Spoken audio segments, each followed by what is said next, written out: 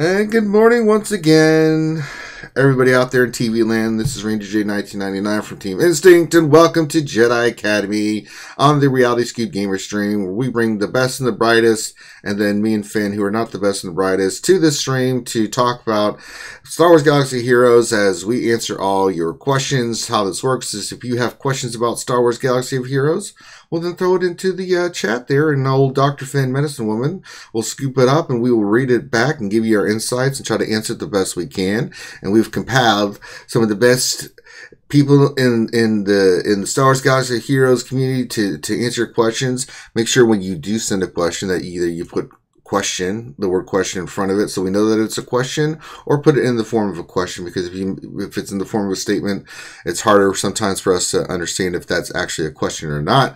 But it's early in the morning. I'm drinking tons of copious amounts of coffee to try to get my brain working.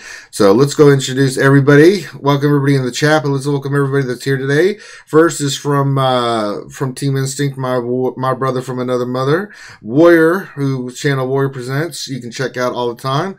Mr. Warrior from TI, what's up, brother? What's up? That's right. What up, pimp? What up, pimp? Hate the player, Glad to be not the game. And then also joining us is, of course, from the RSG crew, is lightsaber builder extraordinaire himself, who can be here this morning. We're glad to have him, as always, is Mr. SWGOH. Hey, good morning, guys. Good morning, Ranger. Good morning, panel. I'm also having a hard time staying awake, waking up, but I'm here, and I'm excited to talk about the game. I am, too, but I feel you. But I mean, I'm just in there like, one more coffee. It's the nectar of the gods. And also, let's go around and introduce, and I can't even talk, man. God. Next up is, of course, my young apprentice, the one, the only Darth Bella. Guten Tag, Darth Bella. Guten Tag, Ranger. How are you besides the coffee? I'm only half alive. Like, like half dead. You're half alive. Yeah, I have a half life right now. The questions will get you fully alive, I'm sure. I'm sure they will. It's what happens. It's great to be here. It is great here to it's be sunny, here. Actually. I mean, really, really sunny again, like late summer sunny. Mm-hmm. And yeah, I'm inside. Mm-hmm. Blinds are down. Yeah. But it's good to be on the show. Wait, the blinds are down. What are you, a vampire? What are you doing, Darth Bella? I mean, I know we use the dark side a lot, but I mean, you got to get some sun. You got to go out and experience nature. Yeah. It's because of the Nightsisters, they remind me a lot of dark side vampire. Oh, God. No, we'll get into that. Lord. Also joining us, speaking of vampires, of course, from good old across the pond, jolly old England, Mr. Mike Hunt. Good afternoon. Good afternoon. How you doing? All right. I'm also on the coffee band train. Yes, it's very important. Yes, indeed. Yeah. So hopefully I'll be talking very quickly by the end of this. Ah, Lord. No, please don't. And then also finally, join us from the Alliance, the man himself, the man with the plan, Mr. Remon. Remon, what's going on, partner? What's going on, brother? What's going on with you, man? No, we love Remon because, he takes the time to be here. Do you have a busy day, or are you going to be able to hang out and answer some questions today, or what's going on with you, brother? I'm setting something up, but I should be able to kind of hang out for the day and answer questions. So I shouldn't miss too much. Awesome. But yeah, I kind of try to do a little bit of both. I mean, if my company knew I was doing what I'm doing, I probably wouldn't work there anymore. Yeah, so we will not mention names or anything. We'll just pretend. Oh, Lord. But yeah, no, I'm on the coffee train too. I thought in England you're supposed to drink tea. Yeah, that's right. Say. I do drink copious amounts of tea. Oh. Anyone that watches my uploads will know. Yeah, they're always interrupted by a bit of tea. Oh yes. Mm-hmm. Good Lord. Yeah, but thanks for having me on. We're always glad to have you on. So, let us begin by discussing, bringing up the big elephant in the room. I think Finn's having an affair with a porg. The panel's thoughts. No, that's not the big thing. I just wanted to see if anybody would react. I thought that was common knowledge. Hey, I told you that in confidence. What the? I empathize with him. They're adorable. Warrior, you just lost some man points with me. Ranger's gonna hate you so much after these streams, Warrior. You keep on citing it with me on porgs and Ewoks, and Ranger's gonna hate you. Is that why you bought all the duct tape? It's a rule in Team Instinct that we're supposed to give each other a really hard time, give each other grief. So if I think he doesn't like something, I have to go the opposite direction. It's just yeah. I feel works for me. I feel the psychological manipulation, and it is good. So let it be written, so let it be done. Now the big thing everyone's asking, and we'll talk about it here. We'll talk about a lot more on tonight's stream. I don't want this to take over this stream. This is about Star Wars Galaxy Heroes and asking questions, but it is important that we address it. So let's talk about the McMole thing, get it out of the way, and then we can get to actual, your guys' questions, but I know it's on everybody's mind. There's been a lot of heated debate and things said about it, and I'm gonna let Warrior, say his thing first, and then we'll go around, and then that's what we'll get into. And if you really want to get into it later on tonight, you may very well with the late night stream. I will be more than glad to cover it, but I want to use this to answer people's questions about the game. But it is important to address. So, Warrior, go ahead, my friend. The whole McMole situation. Give us your thoughts, your insights, and then we'll take it from there. All right. So, first thing, there's a lot. There's a lot. Quite right? a lot, yeah. Yeah, there's a lot. So we kind of have to separate everything out, because what's happening is everything's being pushed together, jumbled together, and it's starting to get real gray real quick. And so a couple of things. First and foremost, myself and Remon are under an NDA, which means that anything that's discussed in private with EA and Capital Games, it has to be basically approved for it to be discussed. That was a contract that we agreed upon when we joined the Game Changers program. That doesn't mean that they've silenced us or anything like that. That means that we have a mutually beneficial relationship where we sign something saying that we will wait for an opportunity to discuss something with the community once we've been given the green light. We have not been given the green light on this particular topic. They're all off on the weekend, and they haven't made a formalized statement. I know most, if not all, of what happened, and so does the other Game Changers. Now, there's two sections to this whole situation. What actually happened and what is perceived to have happened, and then there's the gray in between. What has actually happened is that they have dismissed the relationship with him as per the announcement made by McMole. Okay, McMole came out and said that they have terminated his relationship. We know from past histories that they only terminate those relationships when an NDA has been violated, and most of the time violated egregiously or on multiple occasions. I personally, if it was my business, wouldn't necessarily terminate somebody's contract immediately after a video because of perception. So there's what I would do, and then there's what they did. I'm not sure that timing was great. I would actually say it's probably the worst timing in history. But I would also say for the community as a whole, to jump on the bandwagon that he got terminated due to his video is ignorance at its best. So we got to be careful. There's perceptions, and perceptions become reality, and everyone's perception is that he put out a bad video and then he got terminated. It even was a perception with us Game Changers for a minute. And so we have to take a step back and we have to look at things. Now, just because I personally don't agree with what EA did, with how they handled the situation, it's their prerogative to do what they will.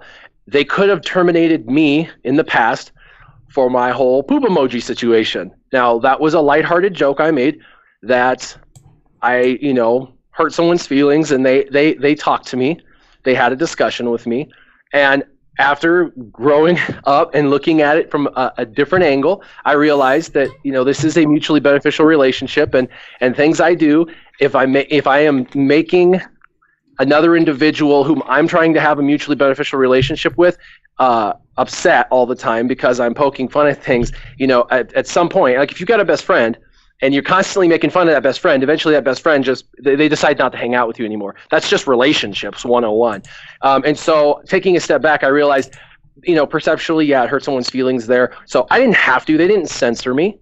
I didn't have to pull that poop emoji down, but I chose to because it's a relationship. And I thought, after hindsight, you know what? I was poking fun, but it was at the expense of an artist who did spend time of their life making this. And so I just voluntarily chose to pull that joke. It was funny to me, but not to everybody. And so a lot of people saw that as censorship, but that wasn't censorship. That was a choice I had made personally, and I've come out and told everyone that. So there wasn't censorship on that part. The next thing that's kind of needs to be talked about is that, you know, it's an equivocal fallacy that everybody's saying that he put out a video when he got censored. Every one of us game changers, Remon here on this stream, has often said things that are not in a positive light about the game. He's also said many positive things about the game. He's a well-balanced individual, as I am. There is a Worth It series I do that I often tell people not to spend money on certain packs because I feel like they're not worth it, but I also at times enjoy things. If we go back to like the Ewoks situation, one game changer thought it was the greatest thing since sliced bread. Another game changer like me thought it was like, meh, they'll be good for territory battles or whatever, you know. And then the other people were like, Arnold T101 said these are terrible, and like, you know, he bashed them. And so like, we all have our own opinions. We've always had our own opinions, and we've always shared our own opinions. For anyone in the community who's ever watched any of our videos, to get on the bandwagon and say that we can't be trusted anymore and that we're just the EA's jockey and that we only say what they say, you're the biggest idiot ever if you really feel that way, because you've either never seen any of our videos or you've seen our videos and you think somehow something that's irrelevant to us is going to now in the future affect us. So you guys have to think about this for just a moment, take a step back and go, has Warrior ever been critical? Yes, he has, on dozens of occasions. Has Arnold? Yes, on dozens of occasions. Has Remon? Yes, on dozens of occasions. Has McMole? Yes, on dozens of occasions. McMole gets cut. Do you really think that the reason that's going around Reddit is the reason, in fact, that it happened? Do you think that? Because if you do, you may be part of the problem. So attacking the Game Changers program and attacking McMole or attacking the EA and Game Changers without knowing anything about the situation is a problem. Now, if it was like I said, if it was me running EA, with the situation, I probably wouldn't have cut him. I think McMole's a fucking badass dude, excuse my language. I like him. I think he's awesome. I think he's a great theory crafter, and I think that he is a huge plus to the community. But I also feel like for everybody to go freaking ape shit crazy on Reddit and on the other forums and everywhere else, and I mean, I got over 65 private messages that were hate mail yesterday, and I did nothing wrong. Like, you know what I mean? Like, this has turned into, I mean, they're being sent I'm going to address Arnold, that for you here in a second. Arnold, they're being sent to Remon, they're being sent to everybody. Like, this is negatively affecting the entire community. It's affecting us trusting the community trusting us. It's a horrible situation. And like I said, I don't necessarily agree with how EA handled it. I think it was the worst timing on planet Earth, but I also think people should probably take a step back and go, let's do a little basic analysis here and try and figure it out. Again, it will come out to light. I'm sure Monday or Tuesday we'll hear stuff and it will come out and things will either happen one way or another. Maybe he'll be reinstated, maybe he won't. Maybe they'll release the exact details, maybe they won't. It is EA after all. They don't always share everything with us. We know this. And side note, everything he said in his video, I agree with for the most part, except there was a little bit of entitlement in there that I don't think. I mean, even as my three friends who are free to play understand, you kind of have to have a grind. So but most of it, almost all of it, I agree with. His delivery, in my opinion, was a little bit harsh. But you can still be diplomatic when sharing negative opinions.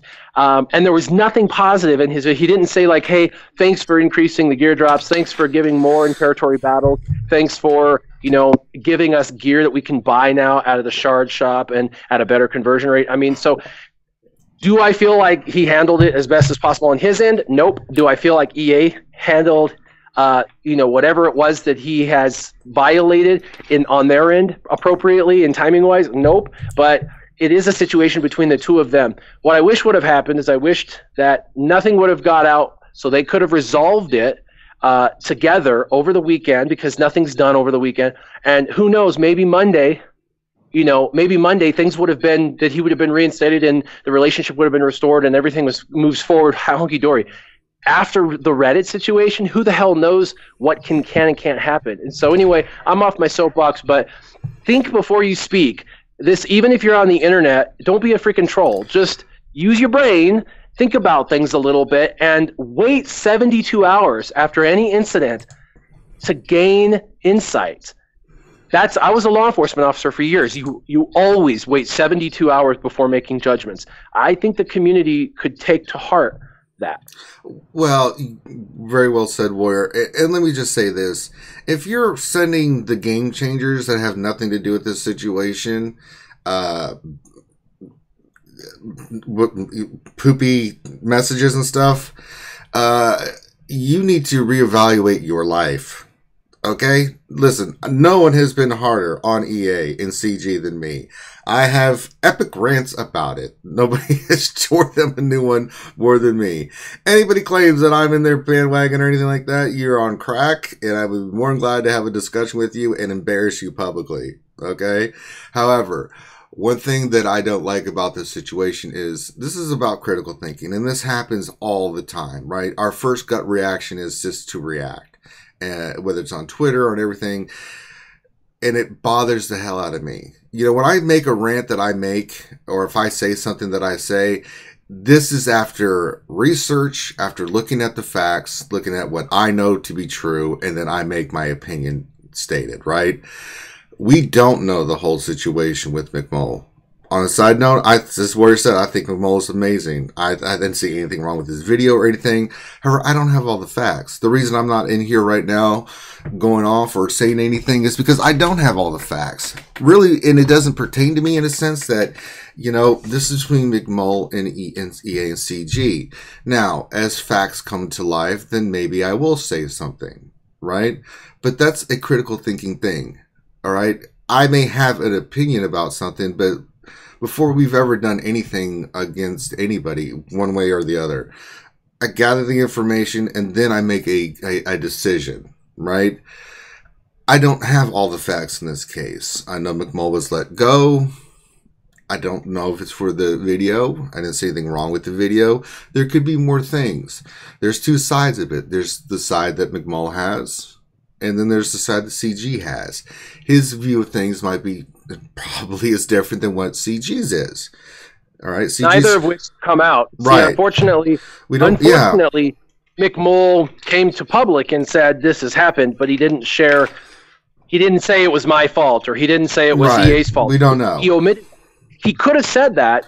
He could have said that it was, hey, it's my fault, or hey, it was EA's fault, and not discussed why, because he can't discuss why. But he didn't even place fault, and so what he did was he hid behind the veil of I've been cut, and it happened like 4 hours after a video. And so because he didn't share who was to blame, it instantly got shifted automatically to EA. Now, I'm not saying EA is blameless, and I'm not even saying EA nobody is not is. at fault. But we don't have all the be, information. We don't know all the facts. And when you make... I personally, just to get my opinion in a little bit, I honestly, I feel like we all kind of told him not to make a big deal about this until we had a couple of days to kind of talk with them and see if we could, kind of try to, work things out amicably and not try to make it like a big deal. And I think he kind of elected to go this route. I mean, obviously, whenever you go this route, you're going to just make the relationship more tumultuous, and it's going to be even more difficult to get back into the good graces or get into a situation where we can, negotiate or try to get him, back into the program. So it's right now all this stuff has really done is really just create more stress on the entire relationship and also stress on the entire situation. And honestly, I agree with Warrior pretty much on everything that he said. He's listen. There's literally zero, almost zero. There's almost zero censorship from EA on what we do. Okay, if they give us a character in advance to show to the public, sure, they don't want you to go out there and say, "Oh, this character sucks." They want you to give constructive criticism or positive feedback. So either way, it's going to be, I've never held back on my personal feelings about anything that they've ever given us before, nor have they ever pulled me aside and said, "Hey, Ramon, don't say this, don't say that. Your video was too negative." I mean, I've had some videos where I just straight up it's all negative. You know what I'm saying? We've had live streams where, all of us just get on there and kind of bash the update or bash, when mods came out, everybody went bananas, that was different. That was before I was a game changer. But what I'm saying is that I think that for the most part, I think it's kind of getting blown out of proportion because the Reddit and the forum community, and even our community here, the YouTube community, people that watch the videos, is not the majority of the player base. Okay, there are millions of people that have downloaded this game, and there's a lot of people that play this game. Yes, there are people that go to Reddit that are passionate enough about the game to share their feelings, and there are people that go on the forums or in Discords that talk about this, and everything's a buzz about this particular topic right now. But the majority of the player base has no idea who McMole is. You know what I'm saying? So as far as the way EACG looks at this, I have to think that they're not going to make a big deal about it, and I feel like it's a situation where you benefit more from being a part of the program than not, even if it's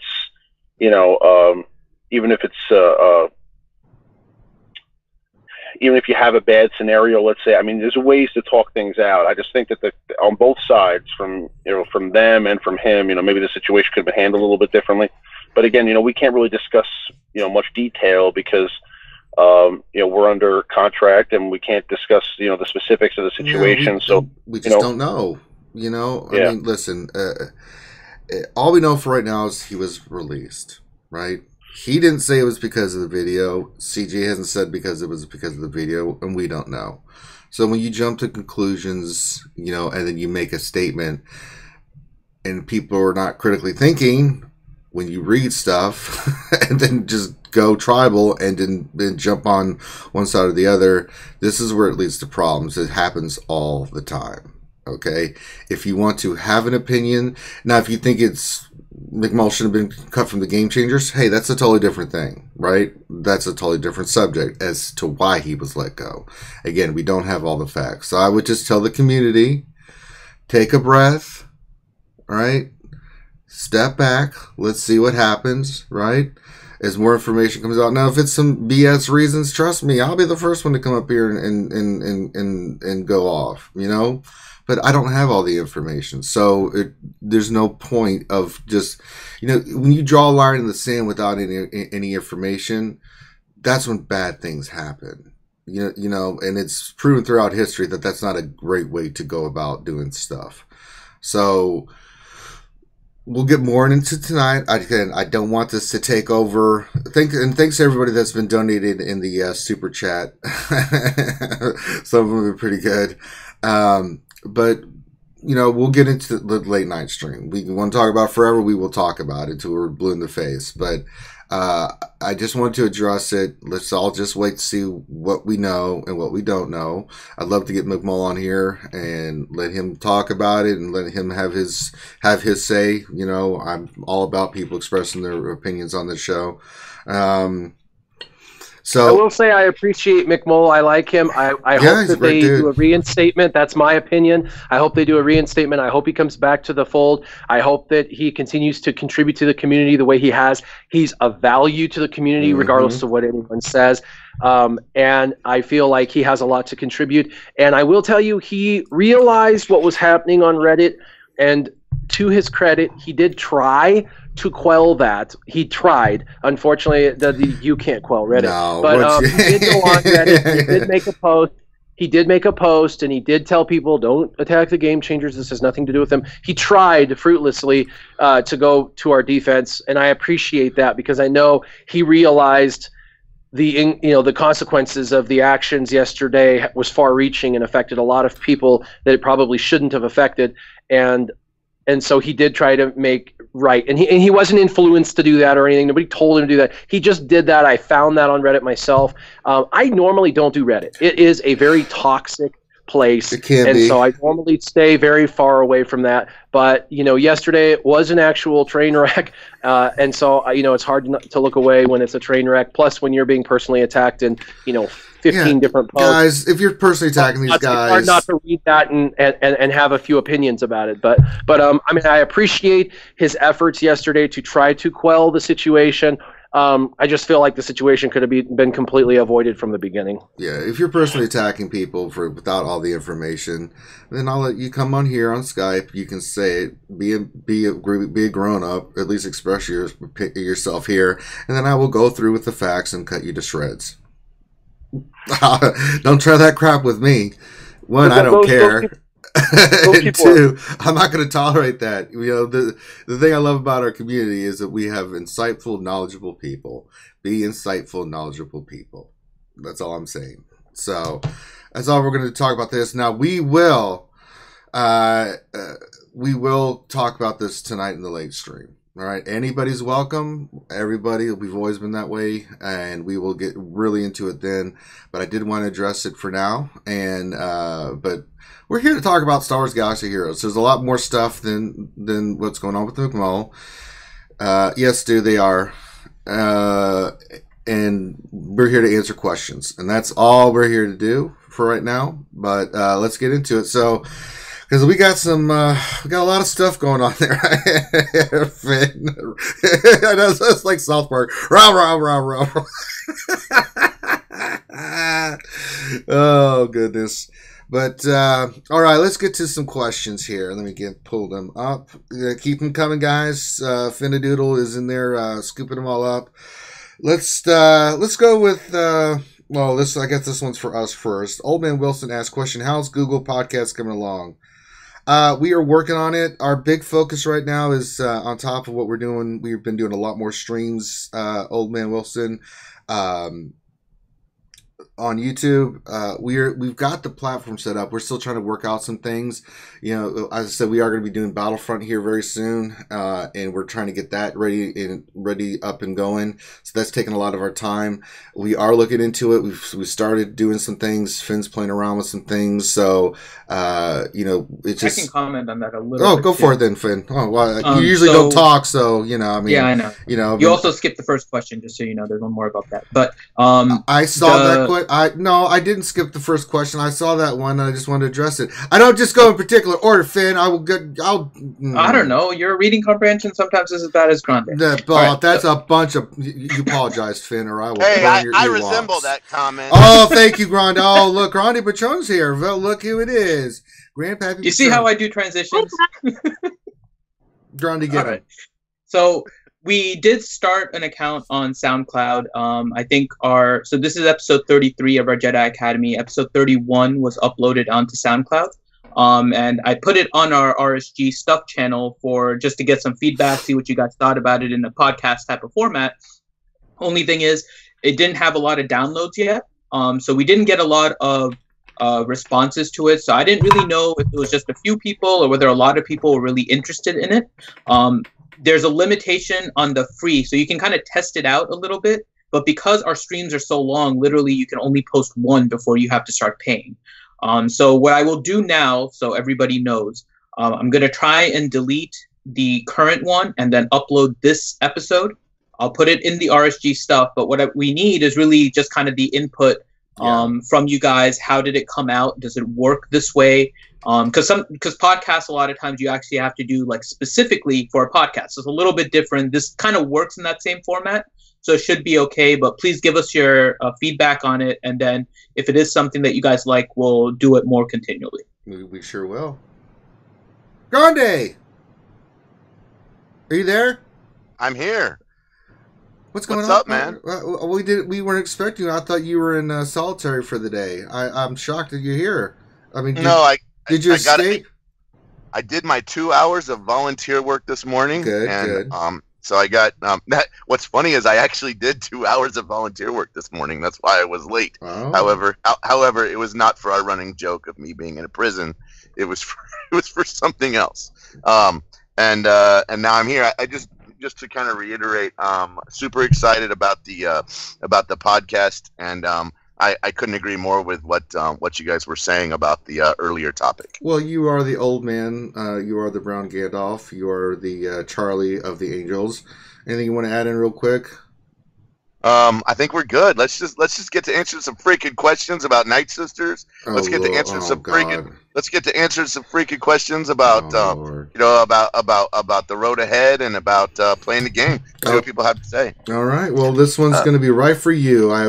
This is from our good friend, Keyboard Grande, and she wants to know, what do you think of Mother Talzin? Will Mother Talzin be a legendary event? Will Mother Talzin be a legend? Well, so we're either going to be marquee or we're going to be legendary. Is it going to be legendary kind of status? I don't really know. Her kit doesn't really scream to me, oh, hey, we need to run a legendary, but it could be. I think what's more important is, where are we going to use this character? The redesign of that team, to me, with all the resurrections and all the stacking that just continues and continues and continues, it screams that this was a rework that was kind of meant for dark side territory battles, because of all the rezzing and because of all of the stacking. So that's really where I think this team is going to shine whenever the dark side territory battles come out. If it's a marquee event, then we all get her at 3-star, and then we get her unlocked somewhere and we find her. If you think about it. So let's think about a marquee event. Are you going to use the 5 Nightsisters you have to get a 6th Nightsister? That would sort of make sense, but typically what we found in the past, except for the Yoda event and except for the Luke heroic event, we've used the opposite team in order to get your legendary character. There's not really a great opposite team for Nightsisters, so that doesn't make a whole lot of sense. So we're going to use 5 Nightsisters to get a 6th Nightsister. That could sort of make sense, but it might make sense that this character ends up coming at us in a different way, similar to a marquee event. That would be my best guess. I have no information on whether it's going to work like that or not. Very, very well done. All right, let's go to the next question. These are 2 questions kind of bundled together. We are going to... Remon, are you there? No, we have no Remon. All right, we'll go to Mike. We have 2 similar questions. One from Old Man Wilson, who says, will there be more Nightsisters? And then from Billy Gunn, is Mother Talzin the only new Nightsister we will get? What do you think of that question, Mikey? I think, hope that the answer is yes to the first one and more to the second. Yeah, it's plural, isn't it? It's Nightsisters. Yeah. Why you gotta say it like that? Because they're dark. They're dark and what are you, Voldemort? Yeah, menacing and speaking parcel tongue. Nightsisters. It's just up the road, mate. Oh, Lord. Oh, God. When Mother Talzin gets her Zeta, what's her nickname? Zeta Zins. I think it's just Mother. Mother. Somebody else was saying. No, that's too dangerous. Somebody else was saying. Somebody else was saying MT. I kept seeing MT, but whenever I see the abbreviation MT, it hasn't quite sunk into my brain that they're talking about Mother Talzin yet. Well, what does it make you think of then? Mountain.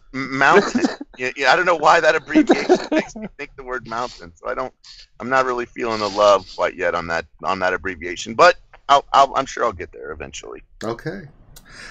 Let's see here. The Undead Red.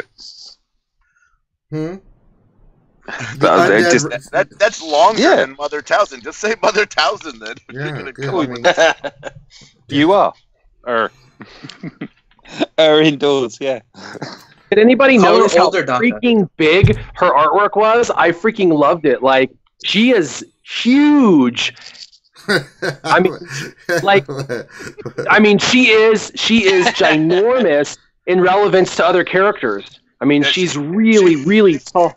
She makes Gamorrean Guard look small. I mean, exactly. And the Gamorrean Guard doesn't even fit in his own picture. Does Warrior, have you seen Mother Talzin in her little picture like that? Like, did they shrink her in that picture, or because General Grievous looks all small, right? Like, yeah, I haven't seen it, and I'm sure they want to get her face in with her hood. You know what I mean? So I'm sure it's going to be shrunk down because like Gamorrean Guard, you can't even he's like, hey man, I'm in a bubble, let me out. But Mother Talzin's not quite like that. So I think they're going to shrink her down a little for her little picture. And I hope they rework the artwork for all the other Nightsisters. Not that they need to, because they're definitively different, but it would be cool just to have a refresh. Yeah, I could see that. I agree. All right, next question from Timmy Ratio. We'll go to Warrior on this one. Do you think that the new reworked Nightsisters can compete with the CLS team and also hold on defense at top 10 in Arena? Good question. So someone mentioned that they said that there was going to be Nightsisters with an S. S. So I think that we can't make a judgment until we see everything that they are possibly bringing out. But I'm going to switch to Nightsisters in Arena. Just saying. Oh, we have breaking news. Grande, did you hear that? Warrior says he's going to go to Nightsisters. I think that'd be sweet. I mean, I've said for a long time, I thought they people who've loved Nightsisters like myself since February of 2016 would, I mean, the whole reason I even know Riemann has to do with my love for Nightsisters. What? I mean, I went all in Nightsisters. We know. They looked like a really good synergistic team. If you're gonna wait 2+ years to rework a team and add some more to them, in my opinion, you ought to make it to where if somebody went all in on a synergy, that team works so well that you can, or that you can find a team that works so well that you can run them in Arena. I mean, that's part of the whole. I mean, if I was trying to make something and I want to sell it to people, that's what I would do, right? I mean, you want to make it better, you want to make it strong enough to where people get excited about something new, and the only way to do that is to push them a little bit closer. Push them a little bit higher. There's really not a better person to have here than Grande for this.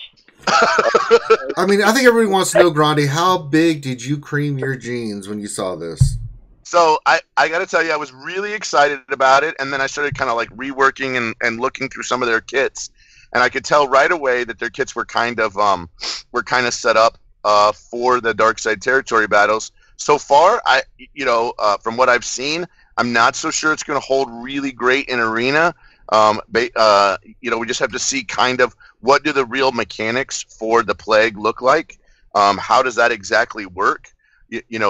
How much stacking can you do with it, and how much damage over time can it do to a particular character with all of that stacking? Mother has a really big AOE. Typically, AOEs don't do really well against like a CLS lead. I would have liked to have seen that. I would have liked to have seen that particular AOE maybe be not be able to be retributioned against or something, and then that would have kind of brought back that AOE, because we all know that the main leader in Arena right now is a retribution style leader. So we'll just have to see. Maybe there's more pieces that you can stick into this deck, and sticking those pieces in this particular deck will make it better. It does seem a little bit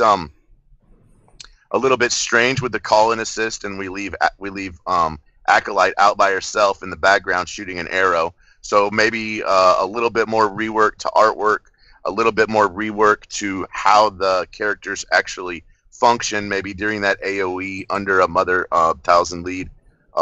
Will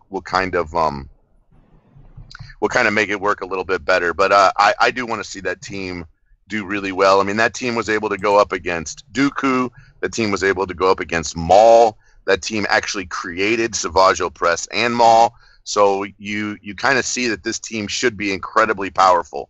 And this team actually was even a big threat against the Phoenix after they were dead. I mean, you just from the canon portion of it, I really want to see them be a force to be reckoned with as a dark side team. I mean, you didn't see Palpatine do a whole lot after he died, did you? I mean, the guy got thrown down a well and blew up in a blue flame, and he didn't come back, and he didn't come back. Grande. There's a lot of things Palp did. I mean, he was the ruler of the entire galaxy. Grande. Let's not compare. Let's not compare Asajj Ventress to Emperor Palpatine. Yeah. Sorry. I mean, listen, we don't know yet everything to the extent that Palpatine has done, because all that stuff's really kind of getting dove into now. There'll probably be some pretty interesting stuff that Palpatine did that we don't even know about yet. Mm-hmm. He could be Snoke himself for all we know. I survived. He could be Hermit Yoda. I survived. Look who's back! It's Johnny. Oh my god! I don't know. I just anytime we get a rework and we kind of elevate these characters out of what I would consider a Generation 1 style character and bring them up to what I would consider a Generation 3 style character, which is what we're trying to do. Whenever you bring them up to Generation 3, I think we need to make sure that they definitely fit comfortably into that Generation 3 kind of style. All right, let's go to the next question, and we're going to go to my apprentice, Darth Bella. And this is from Fatality V2, and he says, question, I'm struggling with the Chimera event, or the Chimichanga event, as Grande would say. I have 5-star Ghost, Phantom 2, and Cassian. I have a 6-star Biggs and Wedge. I target Vader first. Am I doing things wrong? How do you, I mean, you've done the Chimera event and everything, Miss Bella. What would you recommend for Fatality to be doing here? Of course I did the Chimera event. In the very first minutes. Well, of course. Ships are your Nightsisters. I world first, but I was probably among the worlds first. So the question was about a lineup, right? Mm-hmm. And he has a 5-star Ghost, a 5-star Phantom, and a 5-star Cassian, and he's got a 6-star Biggs and a 6-star Wedge.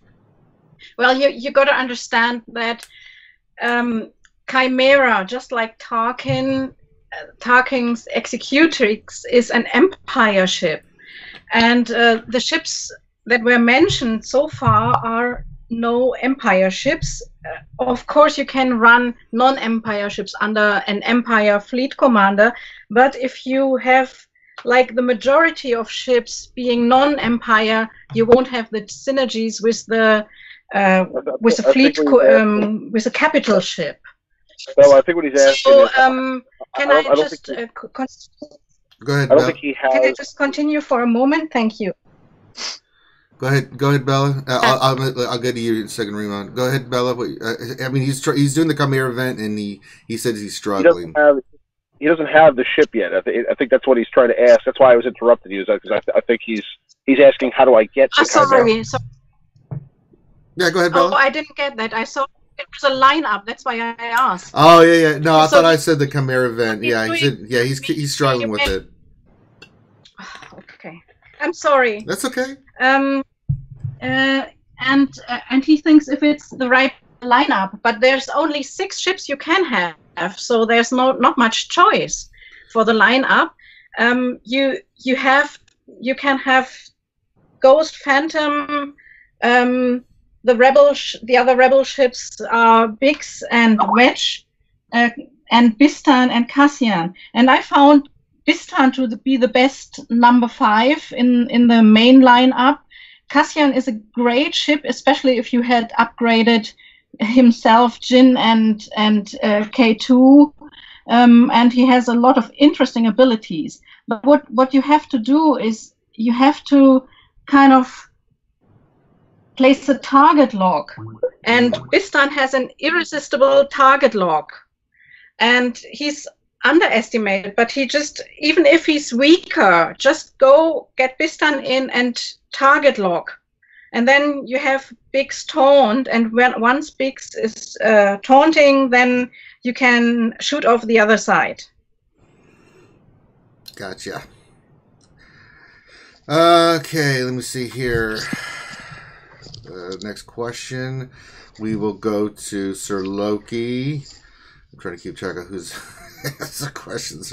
Loki. Okay.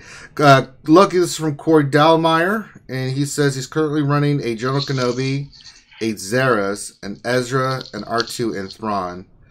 He says, who should I replace, if anyone? Usually sitting around rank 50, and I don't have CLS.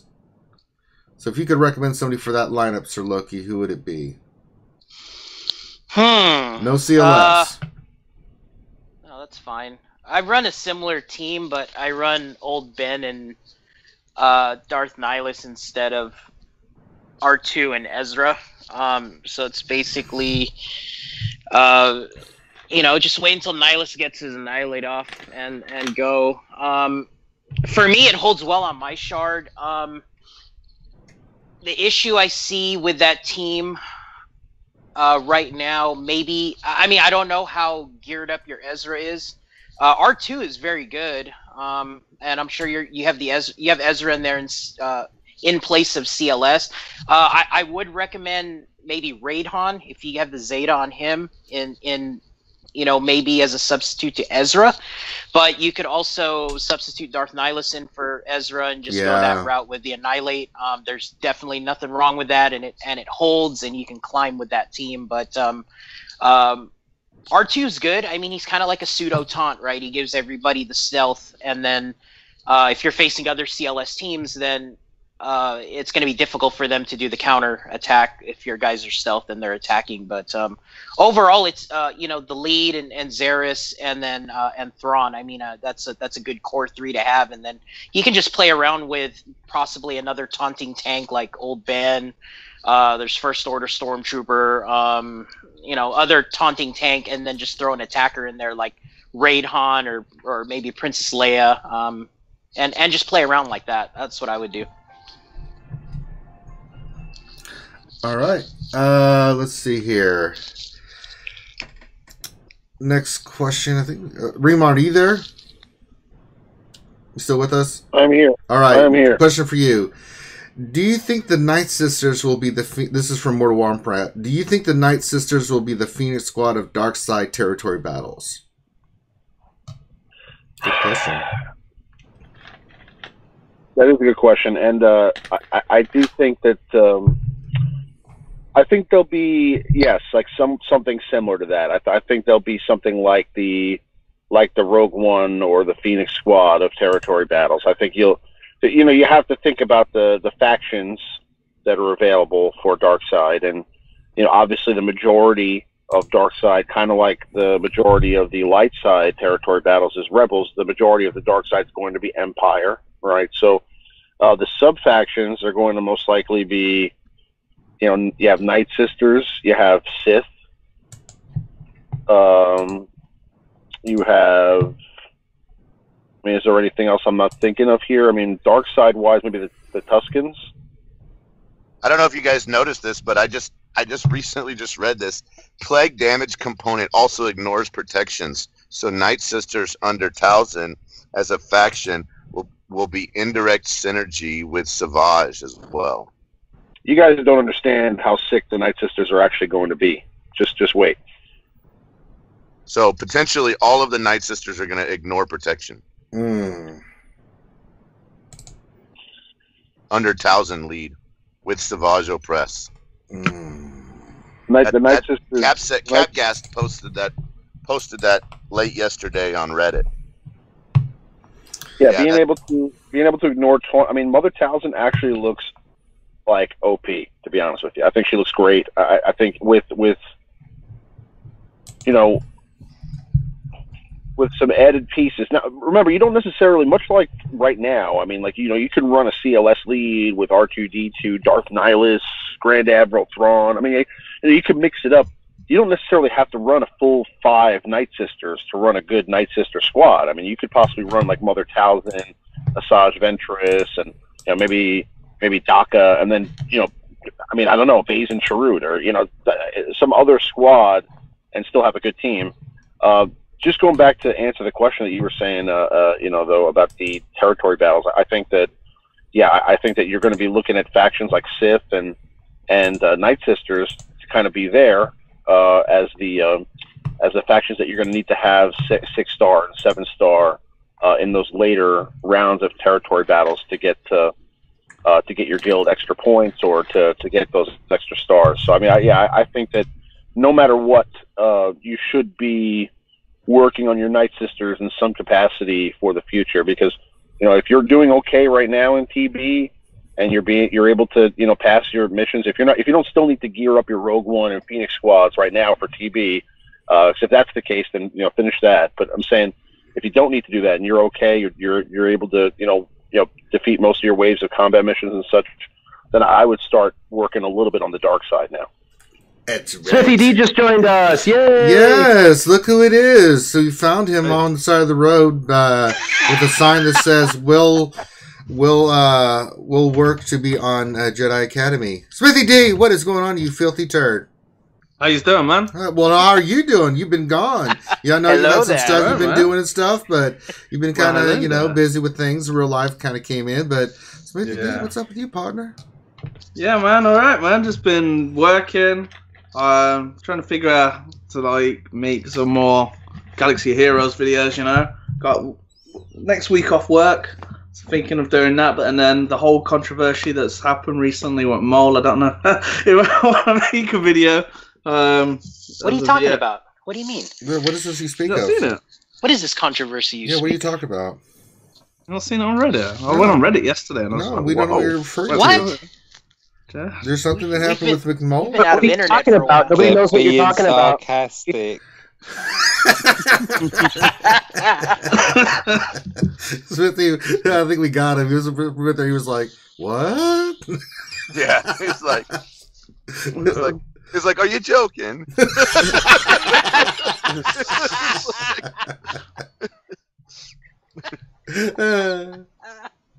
No, we already talked about it, old Smithy. Oh, did you? Yeah, we got into it. We're going to talk about it more tonight, right, Ranger? Yes, we are. Oh, you doing a stream tonight? Well, yeah, we've been doing a stream. You have been now. We've been doing tons of streams, man. Yeah. So, I think you should do a Grande D live stream. Just let him kind of talk to do his accent. We actually had somebody pay Grande D. Yeah. Hey, mate, where's the fish and chips? Come on, mate. I can't believe it. What's going on, Bangers and mash, guys. Oh, Lord. Does anyone have a fag? I'm feeling a little nervous. I need something to do with my hands. Oh, no. Yes, that's why that will never happen. Oh, my God. All right, let's get back to the questions. We'll start with Smithy, since he's been kind of not here, and then we'll work our way around the corn, as old Grande would say. It's from our good friend Keyboard, and she wants to know, did everyone on the panel get 7-star Thrawn? Yes. Yes. We all know what I went through to get Yes. 7-star Thrawn. It's become a thing of legend. I think, is there anybody who didn't get 7-star Thrawn on this panel? There's a strange noise in the background goes off. Yeah, so there you go, Keyboard. I think everybody did get something to start their own. So there you go. All right, let's go. Let's give Smithy a really good question. Then we'll start from the top and work our way down. All right. This is from Keyboard 2. All right. Hey, Keyboard, how you doing? You missed it. She just turned 18. She was drinking with us and everything. She just turned 18. Easy back. I know, right? Back off, Keyboard. She's under my protection. So her question for you, Smithy, is Death Trooper good? I want to use them in this lineup of General Kenobi lead with Zaris, Thrawn, and Ezra. Throwing a Death Trooper in that lineup. No, not with CLS running around with that counter-attack. Not with that counter-attack kind of thing because of that AoE. I think he's going to be really, really good for territory battles. Agree. When the dark side comes, and I think he's going to be one of those kind of like major players being Empire. Dark side with that death mark, increasing the enemy's cooldowns. What? Someone in the back. Is that your kids, Mike, screaming and yelling and stuff? My mic's muted, mate. It ain't me. Not for this time. Was that you, Smithy? For once. Yes, sister. Like, oh, get off there! Get off there, you little bitch! Master Skywalker, there's too many of them. What are we going to do? You should have thought about that when you were having a sister. You cannot be 10. But arena-wise, I guess it depends on when you shard, and it depends on what everyone else is running. I used to run Death Troop as soon as I kind of like geared 11 in, put him in the team, and it was just like it just didn't work. I think he's going to be great under some Empire characters within Empire teams, but mix and match. He was great at one point with Nihilus, where they used to. I know Loki was running it with.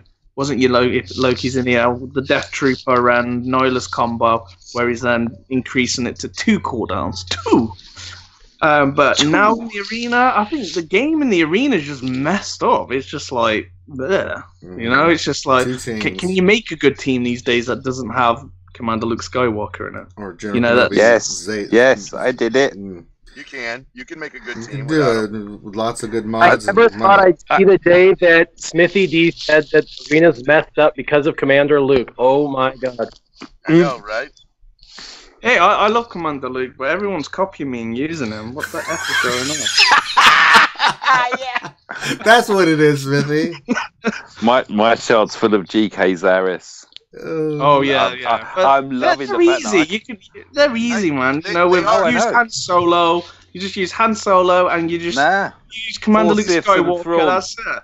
All you need to do is just Dark Nihilus, Sith Assassin, Sith Trooper, Savage, and Thrawn. It's lovely. You don't even proc the taunts because you never crit. I did get my General Kenobi and Barriss up to like 10k heal every time they get a crit in the arena, so I'm just like, here guys, have some of this to work it in there. Just the annoyance. I started playing with Timeout Team again. So you're forcing everybody to put Nihilus again in their teams. Yeah, you just like auto it and just walk away. Best times in the arena, isn't it? Kenobi lead, Zaris, and then Nihilus, and you just auto it. You don't even have to like do anything. You just press auto, unless you come up against another General Kenobi lead, and it's like, what do I do?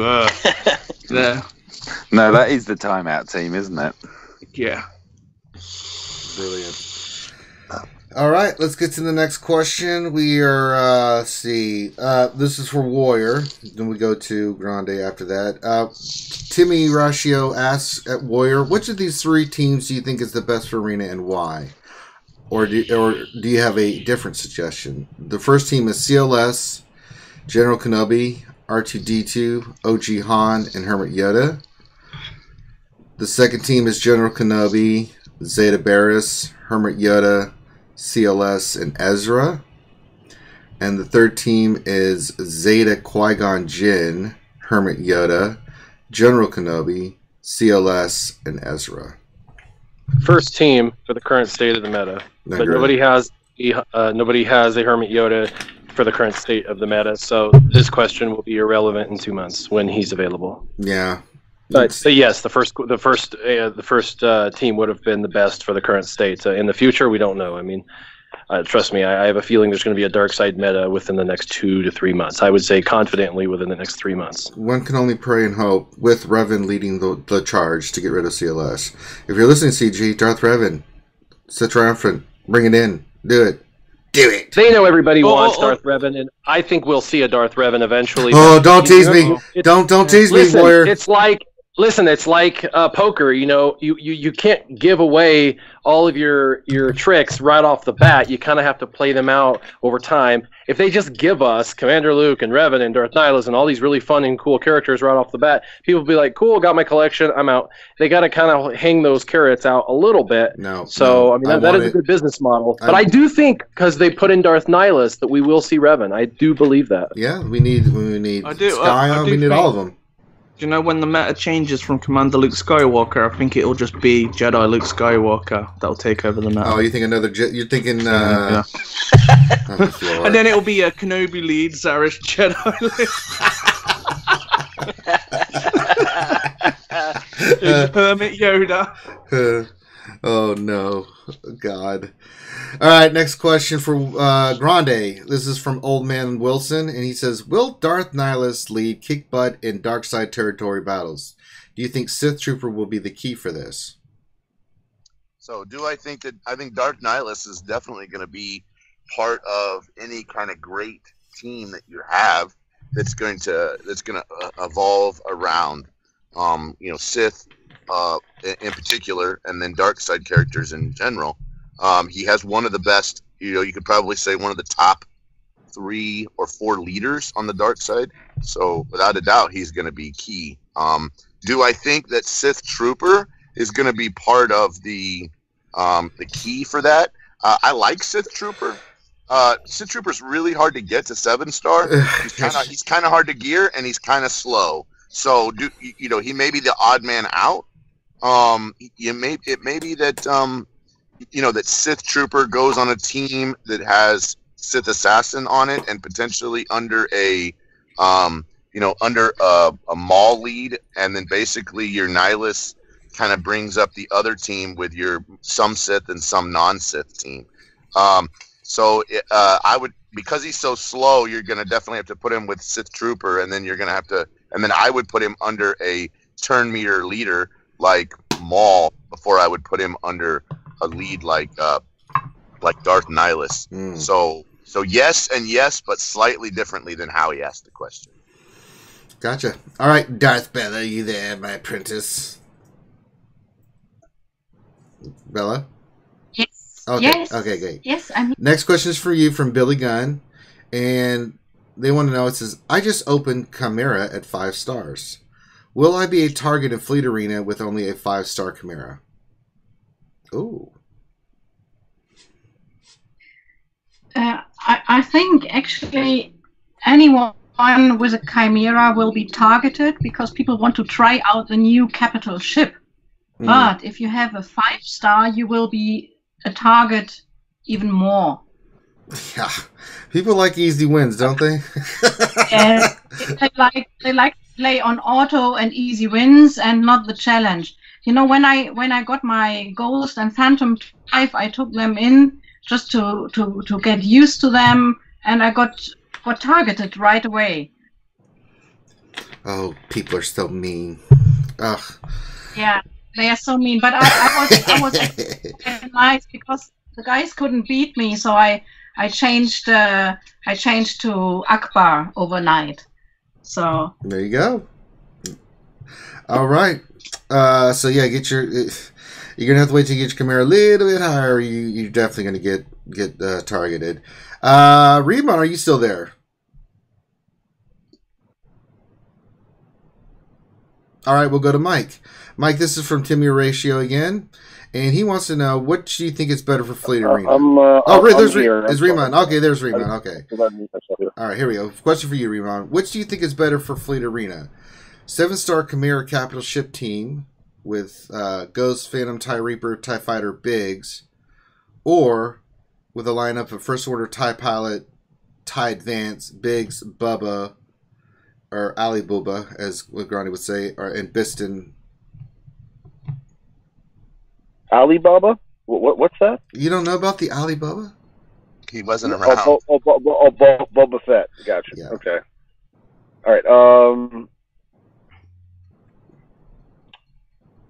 I think the second team sounds a little bit more like it, but honestly, you know what's weird with ships, because the characters that you really want, like the Darth Maul ship and the Slave One, and and ships like that, really shouldn't be in your starting lineup. I think they're better off as reserves or like reinforcements. I mean, the characters that should be in your starting lineup are characters like Biggs and Tie Advanced. With the Chimera, I mean, are you asking me basically like just between those two teams, which is the best one, or what I think is the best? Yeah, which one do you think is the best? That's all. You said the second lineup, right? I think the second lineup, yeah. There you go. All right. Next question, Finn, are you there? Yeah, I'm here. Okay, I think you need to answer this one. This is from Old Man Wilson, and he wants to know, when will Wiki be farmable? And he says, because I need a new sacrificial lamb for 0 damage in raids. Your thoughts? Well, one, I think he will be the most delicious sacrificial lamb to the Rancor, so I think the Rancor will appreciate it. Oh, Lord. And second, in terms of when the Ewoks are coming, I'm suspecting they're going to come pretty soon. Capgasp posted that they just finished doing the Endor escalation like last week, so I think we can expect the actual event probably, and I'm guessing here sometime next week, for that to come out. And that's going to be that event that has the bonus tier where you need a 7-star wicket in order to get special rewards. So I would guess at this point that next week is when we will start seeing some of the Ewoks coming out. And then the following week, as we're coming towards from the 19th on, is probably when we'll start seeing that Endor escalation event. But I don't know how often that's going to return, whether it's going to be monthly, weekly, whatever it is. But I'm going to guess next week. All right. There you go. The wicked Ewok lover himself has spoken. Next question for Sir Loki. This is from Old Man Wilson as well. He wants to know, Mr. Wilson, will my Jedi team ever be good again? No. What do you think? Who was that? What do you think of Smithy? He's like, I mean. No. It's time for the Jedi to end. It's an old tag, huh? Like, it's going away from the next movie. I mean, for Arena, yeah, they're just, I don't know. They're not doing it anymore. Territory battles, they're a good light side alternative in territory battles, but I'm going to assume he's talking about arena viability. You're really going to need Jedi Luke probably when he comes out, or Jedi Master Luke, however you want to call it. He's still referred to as a Jedi Master in Episode 8, so I'm sure he's going to be coming to the game, and I'm sure he's going to rekindle the Jedi properly. So, there might be a Galactic Republic rework. I don't know, along with Separatist rework. So maybe the Jedi get a buff from there. But currently, right now, CLS and the Rebels and General Kenobi leads and all that are the meta right now. So there you go. You don't think that that maybe Hermit Yoda and maybe like Zeta Ezra and some of these other characters can help make a decent arena Jedi team, like maybe like a Jedi Rebel hybrid team? Yeah, but I thought his question was just a full Jedi team, but the problem I see with Hermit Yoda is you just kill the other 4 and then he runs away. That's the issue. Pretty much. So it is what it is. Yoda, where have you gone? Yeah, so that's Family you straight have. up with Hermit Yoda. Disappear, I will. You're sacrificing one attacker. I mean, Jedi definitely need attackers. Qui-Gon Jinn lead gives offense to all the Jedi, and Hermit Yoda is kind of useless with all that offense he's going to get from Qui-Gon Jinn because he can't attack. And then there's just that one thing. I mean, everybody's going to run Darth Nihilus, so if Nihilus is just going to sit there and pick off the other 4 and then Yoda's going to run away, then your arena team's kind of a bust. So I like Ezra Zeta. But again, it's I mean, I think Ezra under CLS lead would probably be better, you know, but then you're veering from the Jedi team as a whole. But I think time, you know, as time goes on, I think other Jedi are going to come out and they're going to make them viable again. Yeah, there's loads of Jedi yet to come to the game, isn't there? Quinlan Voss, you know. Maybe they actually make Plo Koon good at some point. Make Mace Windu good. Good lord. Jesus. Yeah. That's Starkiller. No, let's not get ahead of ourselves. No, I'd love to see a Galactic Republic rework. I mean, that encompasses all the Jedi. So, I mean, imagine if GK got a rework, right? And he got better, right? He got a Zeta. So. GK needs a Zeta, and you know, I think that Ayla and I think Kit and Plo Koon and Eth Koth and Jedi Knight Guardian and all those characters will get a rework eventually. Yeah. Yeah, I think so too. All right, next question for Mike. Do you think that old Daka's revive chance will be higher after the rework? And that's from Keyboard again. I'm recalling now watching Warrior's video, and I believe it goes up by 15%. There you go. Pay me afterwards. Revive. Yeah. It's also... It goes up to 75 from 60. Yeah, it's the first revive is been increased 15%, and now there's a new second revive. It's 70% for Nightsisters. There's up to 2 revives. Oh. They need to bring back the mechanic where she can revive herself. Man, that was so good. And she now does damage to the second person, not just stun a second person. She stuns 2 potentially and does damage to 2 potentially. So pretty cool. And she can do that coming back from the grave. Even if you kill her, she can do that from the grave because of Mother Talzin. Oh. That's naughty, isn't it? All right, someone's yelling in the background again. I think it's Smithy's sister. It sounded a Midlands accent to me. Yeah. It was. Oh no! All right, let's see. I'll go to Grande. You still there, my friend? Yes. All right. Last question. Then I got a jet. Good. Yes. I mean, sorry to hear that. I can't even say. I'm not sure what this abbreviated. Wildness left to center. I don't know what. You want me to read it for myself? No, the name itself. I'm trying to see how they want to say it. I mean, you never know, right? I addressed that one anyways, Ranger. That's another me question. Oh, that's for you? Okay, then. So the question was, when and how we're going to get the new Ewoks? To be it's an Ewok question. You have to throw those to me. No, I don't. I'll throw it to the damn panel if I want to. Fine, give it to Grande, the Night Sister lover. Aiden. No, go ahead, Finn.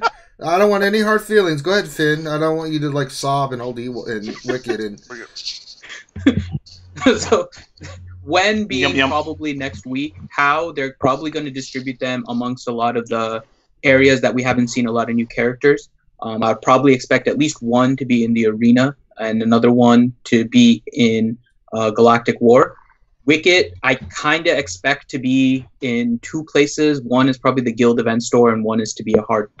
I thought we were only going to get Wicket from his special event. They were saying that you get Wicket from that special event, but if you don't get enough of it, and the higher rank requires you to have a 7-star Wicket in order to get the bonus rewards, I don't see how they can't put it somewhere else, depending on how much they give for the lower tier. Because I don't think they're going to give, 5 maybe, but then it would have to be somewhat daily or every 2 days. If they're to give 5 shards only, and you can only get it once a week, that would basically just wreck anything that they're trying to do with Wicket. So I think they have to put him in some place, depending on the rate that he's coming in from that. Okay. All right, now we'll get to Grande's question that's non-Ewok related from Linus Milius, and he says, do you feel that with upcoming dark side territory battles, there's a possible separatist rework? It feels like I'm falling behind like never before. So separatists don't need a rework. They need a work from the beginning. Like there's no separatist synergy that I can see whatsoever. I mean, we've gotten the separatist tag, but we haven't gotten any kind of a separatist grouping, and that's a rework to quite a few characters. That's a Geonosian rework. That's 3 or 4 dark side droid rework. That's also a Knights Saj Ventress rework, a Dooku rework. There's a lot going on inside that separatist faction. Gunray's in there. I'd love to see that. What did you say? Cad. Who else? Is Cad Bane in the separatist? I don't remember that. Anyway, no, he's a scoundrel. My bad. Yeah. So there's a lot of characters that if they want to kind of hang with that separatist tag, that they need to kind of do with that group. There's a lot with tagging kind of in general. There also needs to be a Rogue One tag, especially since we're actually using that faction in the game. There needs to be a Rogue One tag, in my opinion. But yes, I would love to see a separatist grouping. I think you're going to see a separatist grouping potentially whenever we get a 5th Geonosian at the same time. So there's in order to make Geonosians and a rework with Geonosians and separatists and separatist synergies kind of all at one time. It would make sense that would have to happen before dark side territory battles, which is again another thing that leads me to believe that potentially dark side territory battles, because we don't typically get more than 1 or 2 faction reworks a month. In fact, I don't even know if we can even come up with a month where we had 2 faction reworks at the same time. And you're definitely going to have to kind of do some reworks to make a dark side territory battles. If dark side territory battles had any kind of resemblance to light side territory battles, they'd have to kind of they have a lot of room still to improve the dark side before those dark side territory battles work. So to answer your question is yes, we do need that. We do need a separatist rework. It will happen before dark side territory battles. I would say don't get too discouraged about falling behind though. We're all, no matter how far ahead you think you are, there's still something that you feel like you need to work on. And that doesn't matter whether you're free to play or whether or whether you're into 5 figures spent on the game. That's just kind of the nature of it is. Enjoy the grind, enjoy moving forward, and just kind of have fun with it. That's what you're supposed to do. That's a great way to look at it. All right, next question for Warrior. This is from Devil's Treasure. Question, is Mother Talzin's plague going to prevent all dispels? Is healing immunity plus plague impossible to remove? So it is worded very awkwardly, and basically it says it can't be dispelled like through an actual dispeller. So like Rex can't cleanse it off. Chirrut can't cleanse it off. But natural healing to full health bumps it off.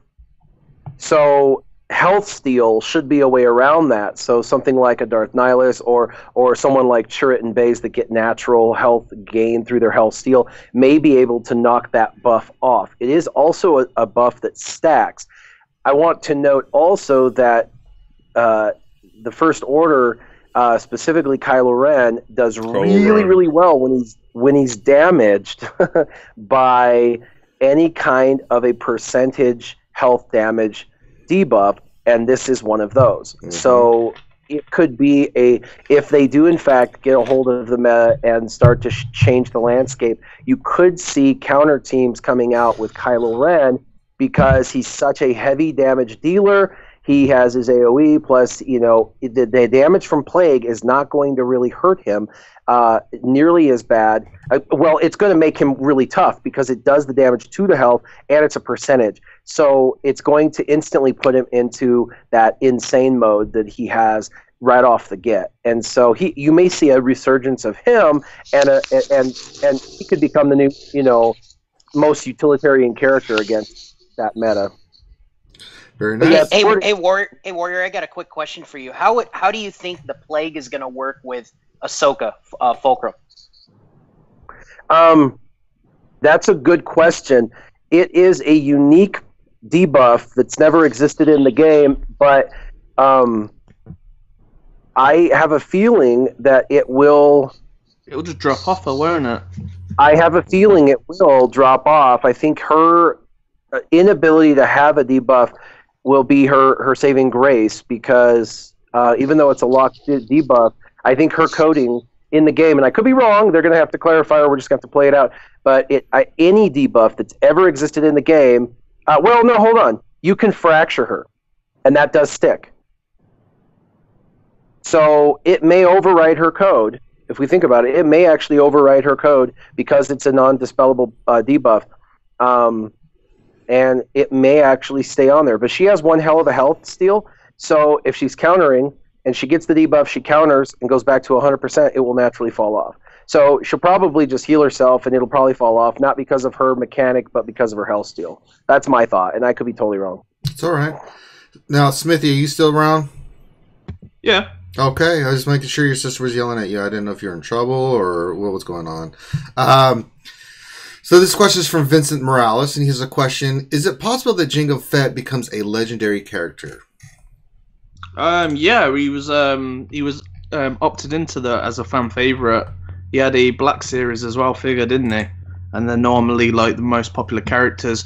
I think at the time Jango Fett wasn't popular, but after the movies, he's just grew in popularity with the video game that come out with Episode 2, and then just more of the prestige going on that he's become more of a fan favorite. So I would say, being a fan favorite, that yeah, he should be a legendary event.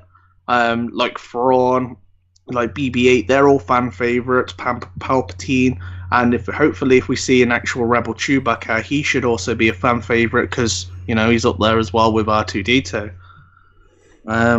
Yeah. Okay. Very nice. Yeah. All right, Remon, are you there still? Yes, I'm here. All right, just making sure. I know you're busy, man. This is from Waddle7. He says, how about Nightsisters in the upcoming Guild v. Guild? A well-constructed Nightsister squad is particularly difficult to beat on defense unless you bring the proper tools. Well, I think they're going to be a big part of Guild v. Guild. So, in my opinion, I think that if you don't have a developed Nightsister squad, even though it's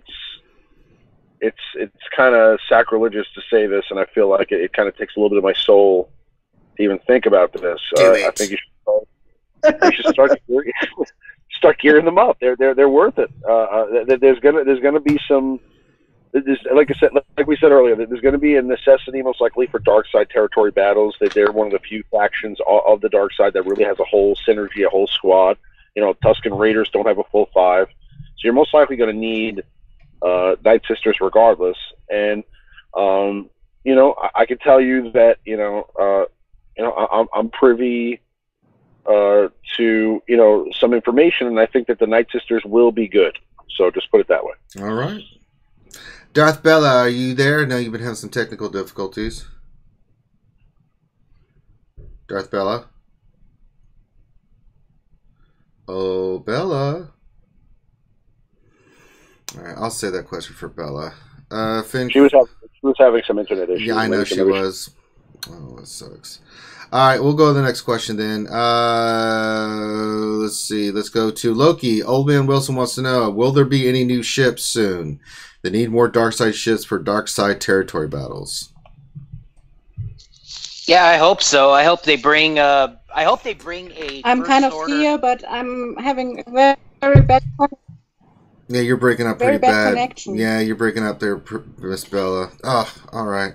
Just stay with us, and if you can get it fixed, or if it comes back, just speak up, and then we'll get you some more questions. Go ahead, Loki. No problem. I was gonna say there's definitely gonna have to be a first order capital ship, because we definitely got some first order. All the new ships and walkers and stuff, and the new movies. So I would definitely welcome, and I'd love to see new first order stuff like the capital ship, and then is Kylo gonna get a Kylo's new TIE ship? fighter? Yeah. And, Get rid of that stupid shuttle. Yeah, so there's definitely opportunity, and yeah, I agree. I think we need to get more ships going, because like in territory battles, we have to use dark and light and dark side ships. So hopefully they give us enough ships to where now they can divide it in territory battles where it's light side only and dark side only. Gotcha. Let's see here.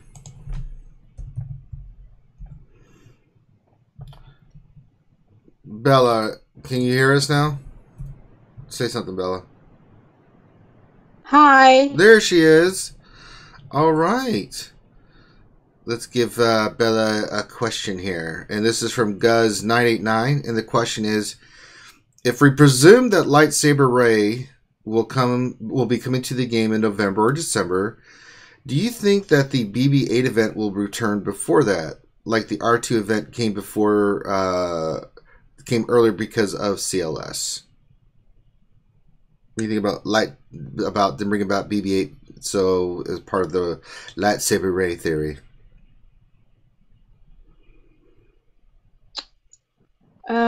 I just got every second or third word, but question was if the BB-8 event comes before, assumingly, Lightsaber Ray comes, right? Mm-hmm. Okay, I guess not, because we have October now, and it's, I don't know. I would say every third or fourth month, but not right away in December again, because we just finished with the BB-8 event.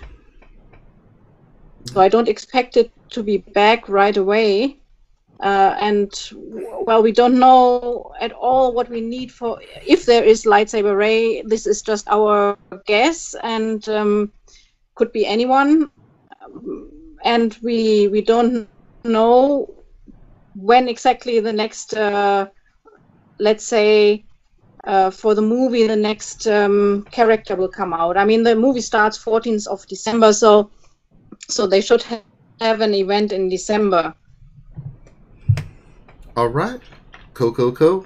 All right, we go back to the top. This is from Gus989. See, Grande's gone. Warrior question. Let's see. This is from Sean. His question is, man, with Talzin's plague ability, will Rex still gain turn meter from clearing debuffs?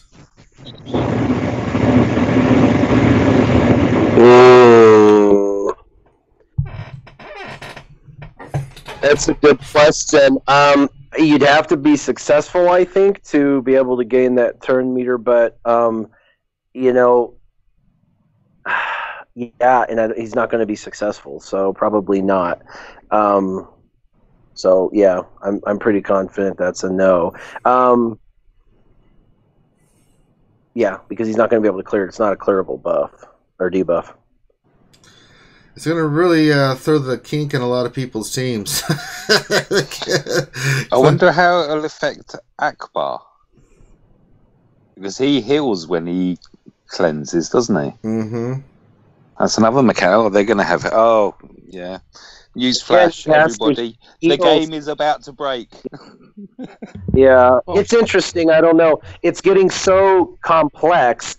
It feels like Magic the Gathering, the card game, and that's why I quit the Magic the Gathering, the card game years ago, because they added so many mechanics that you'd start playing a game, and the new mechanic, and then you'd have to get out the rule book, and you'd have to go through the rule book, and it's like, okay, so let's do the reverse stack, and the reverse stack states that this card applies first, and this one overrides this one, but this one's third, and that's kind of where we're getting with this game, unfortunately. So I hope they don't go too many more debuffs and stuff, because it's getting a little complicated. Whoa, I don't know. I want to play you at Magic Warrior next I'll time play I some, see you. Yeah, let's do some Magic playing. I still have my old I have a Type 1 dragon deck, deck. man. I got the magic in me. Come on, get some magic. I got the magic in me. I got an elf deck that's pretty wicked. I got a dragon deck. By on turn 4, I have 3 dragons out that are 6/6 dragons, legendary. So I got some fun creature decks that are fun to play. Nice. All right, I'll play you Your with Elvish my. deck is a Piper deck? What's that? Is it an Elvish Piper deck? That's what I have. My Elvish deck is an Elvish Piper deck. Mine's a Vampire Angel deck. Mine is a deck that was constructed over 10 years ago. Yeah, so was mine. The Elvish Piper is just a 4-cost thing that can bring in any creature from your hand. So you get a massive creature in turn 3. Yeah, I just haven't played for 8 years because I don't have anyone to play. So. Well, now you do. When you come to EA Play, then we gotta bust it out right there on the sidewalk, man. Hells yes. Sorry. Hey, I have a quick question for the panel, real quick on so I'm reading the the plague mechanic. So it says that plague is immune to allied dispels. So does that mean you can dispel yourself? Or no, allied classes as yourself, doesn't it? Allied is okay, that's fine. Yeah. No, well, generally when the description they change it all the time, but normally it's like allied would be you, or your characters. Yeah. Okay. All right. Next. Does that mean that Kylo is everyone's Kylo just going to Ren. run Kylo? Kylo Ren. It won't do nothing with it to Kylo. Damage him, When make it him hit speed him harder. up. Huh? Yeah, but Yeah, on negative. It won't negatively do anything. Would it? Mm. It will just turn him into instant monster mode. He'll be the best Kylo he could possibly be. It brings out the best in him. I'll show you the power of the dark side.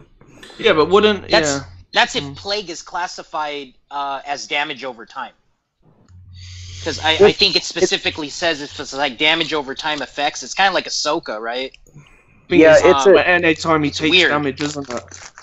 It's a damage over time effect. It's just done straight to health. It's just like burn, isn't it? Mm-hmm.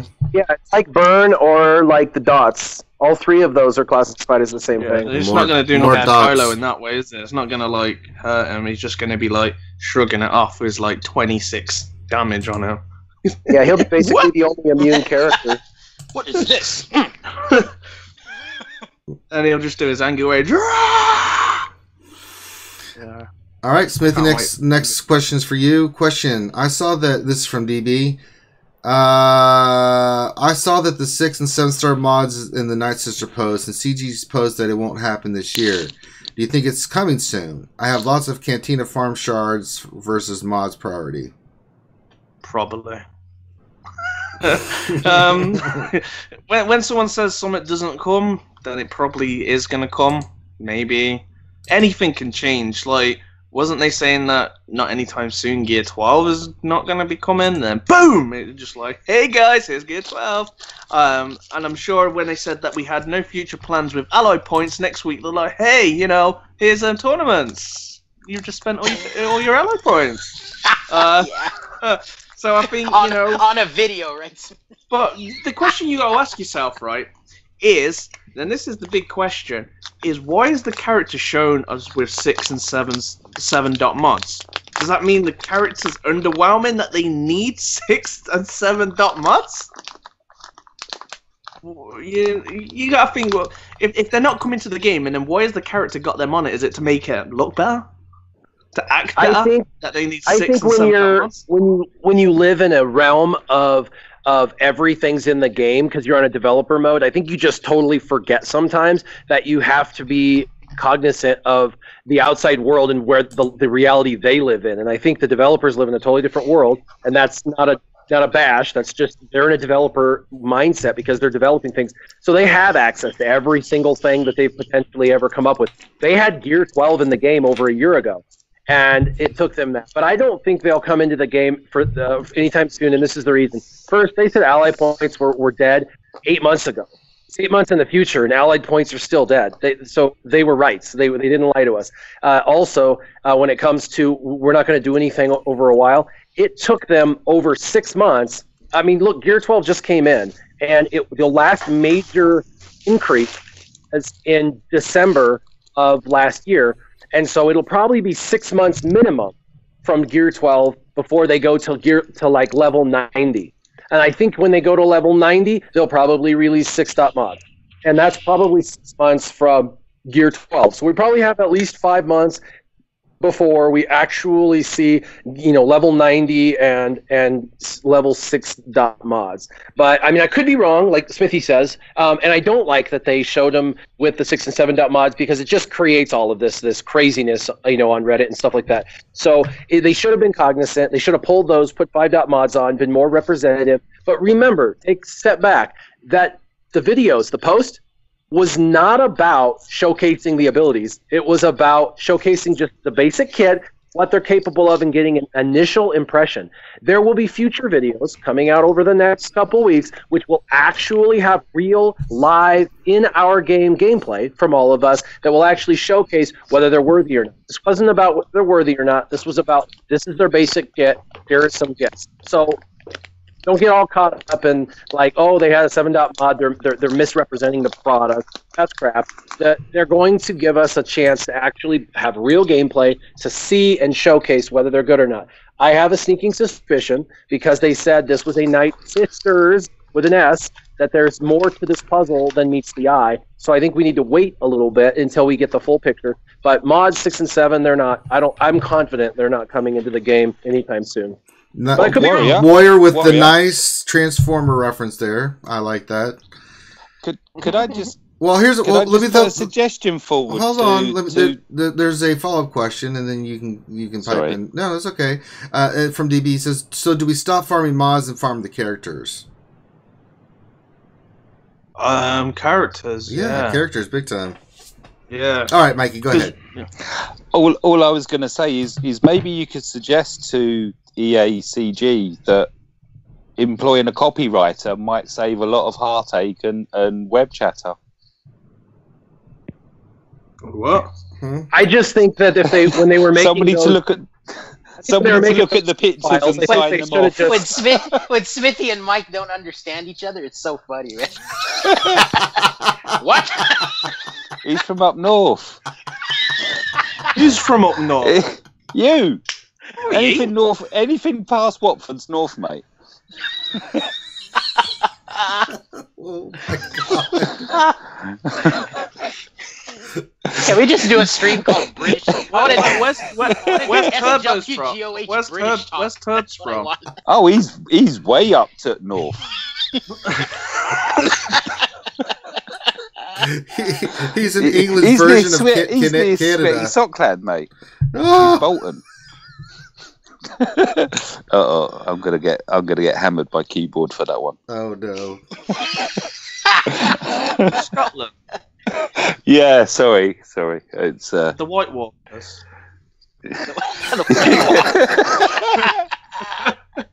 I know. Winter's coming.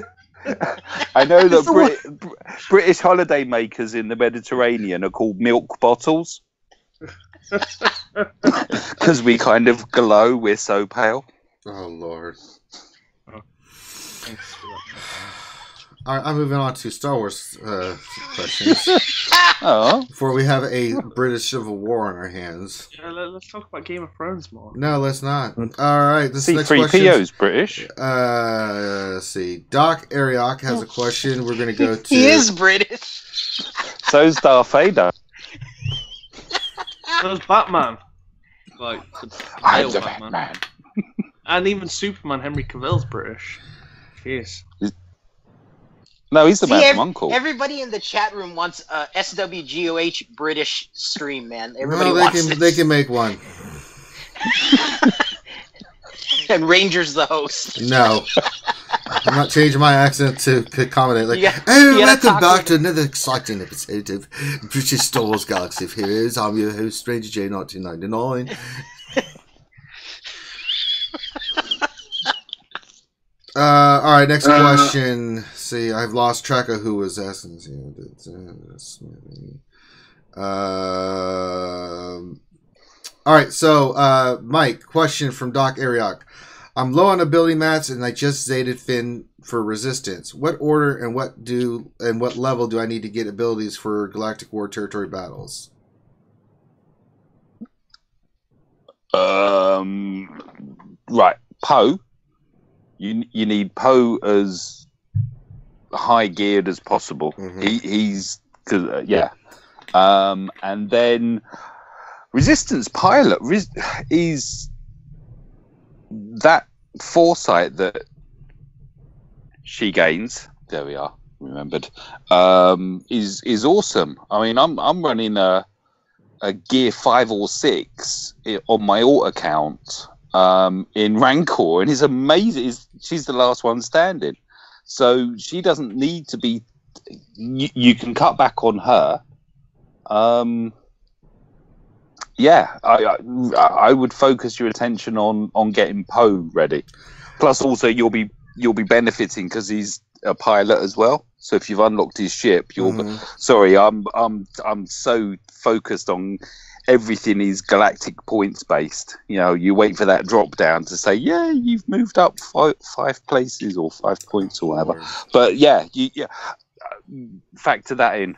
But also then, of course, Resistance pilot is funnily enough a pilot. Well, I think for my team that I ran, and I did this last Saturday, when we did some territory battles, on phase 6, I showed my Resistance team, and it's Poe, Finn, obviously, Trooper with BB-8 and R2-D2. Now, those guys are all gear 10, 11, except for BB-8, who was gear 8, 9. And I had the Zeta on Finn, all Omegas, done. R2 has his Zeta. And that team right there, just once it gets going, done. That is the easiest way to clear and kick ass is with that lineup there.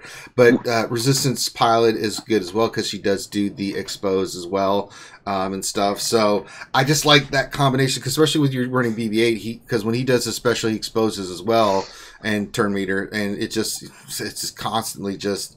The other side did not go once. I think I got hit by one stormtrooper. I think in phase 3. After that, that was just because of the way. How are you using R2? What do you mean? What I do is I'll expose either with BB-8 or with his things up, but mainly it's Poe exposing, and I go in with R2's flame attack. And it reduces all the turn meter. We gain turn meter, and then you're just constantly rocking and rolling where your abilities are up. You're constantly exposing, and you're just killing them. Okay, because yeah. I mean, their specials are always available because they're getting so much turn meter, and the other team is losing all their turn meter. I mean, once you get the exposed train going with R2, especially with his flame ability, I mean, I'll expose them either with Poe or BB-8 when it's up. And it's just constant. You're doing the AoE, and then you're using your specials with Trooper and Finn, and I mean, you're just constantly exposing, hitting the crap out of them. I mean, they just don't get a turn, and you just constantly go. I'll try that tonight. Do it. It's glorious. All right, next question. Ooh. Next question for Loki, and then we're gonna get Bella another shot here. Germany, fix your internet. We want our Bella. You suck. See, Mortal Warpret has a question, Loki. Are you there, Bella? Oh. Whose kitty cat was that? That wasn't me. What? All right, we're going to ask the Loki question, then we're going to get Bella a question. So, Loki question, what do you think about almost every rework having a Zeta? To me, it makes a lot of teams I could farm look unattainable. It's from Mortal Warpret. I mean, I think they've gone crazy with Zetas, honestly. They have, but to be fair, you don't need them. I mean, it's been a while since they came out with a character where when you put this Zeta on them, it makes them really viable in something.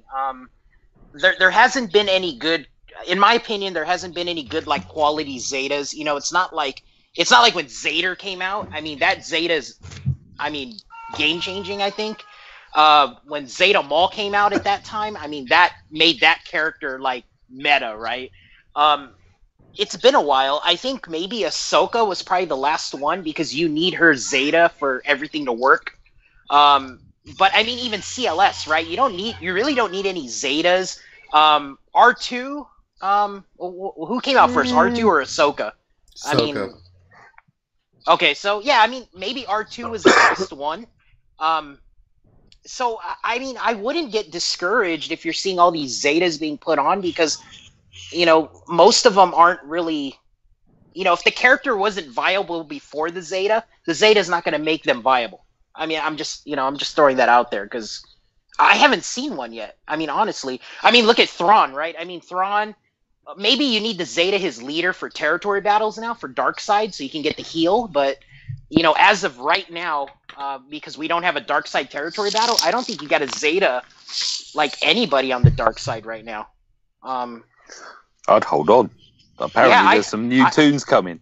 Yeah, I'd hold on and wait, but don't get discouraged. I mean, Warrior said it earlier in the stream. Don't get discouraged by falling behind or thinking that you need a bunch of Zetas. I think the feeling is worse when you Zeta somebody and then it doesn't turn out to be all that great. And I felt that many a time. So just be patient with it and keep farming and hold on to the Zetas until that one character comes out where it's like a Zeta or a Maul or something to where it's like, oh man, this Zeta is really good.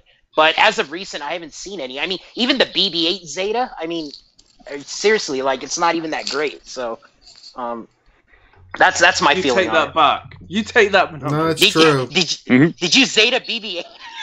No. I mean, Smithy, you got to come out with another video, like a revised, top 10 not to Zeta. I mean, come on, right? There's a lot going around. There's a lot now. Right? You can probably do top 25. I want to do some more top 5s. You know, I want to do some more. You know, just like have a blast. I love that video. It's just you can do a top 5 regions in England, and which one's the best? You know someone that's got a Bodhi Rook. All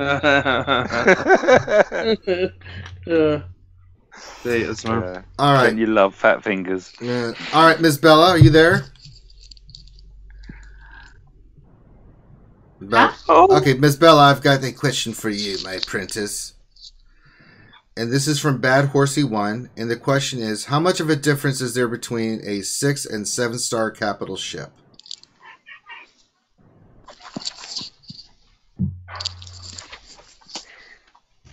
You know, you can beat anyone nearly with any kind of capital ship on offense.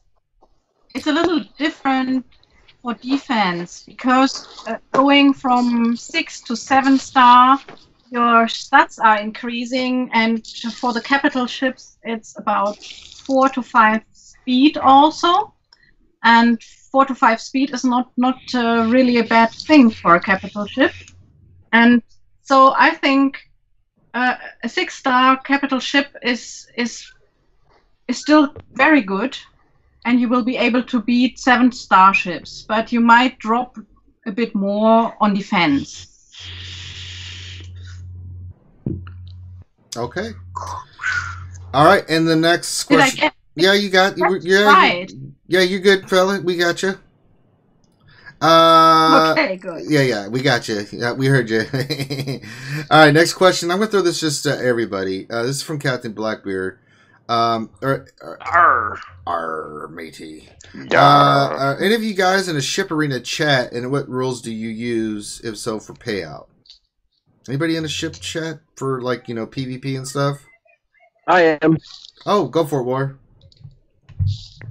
So we have about, I think, 11 people in our chats, and basically rules are pretty simple for those things. We're not going to collude and try to keep people out. Anyone can climb anytime they want or whatever, but for anybody who's in, we're just trying to basically organize going around each other a little bit better, so that way when we're all climbing, we're climbing. If somebody has a competitive spot, for example, let's say there's 3 people that have the same payout, they can do one of 2 things. They can either create a rotation, if they all agree upon that. Yeah. Whoa.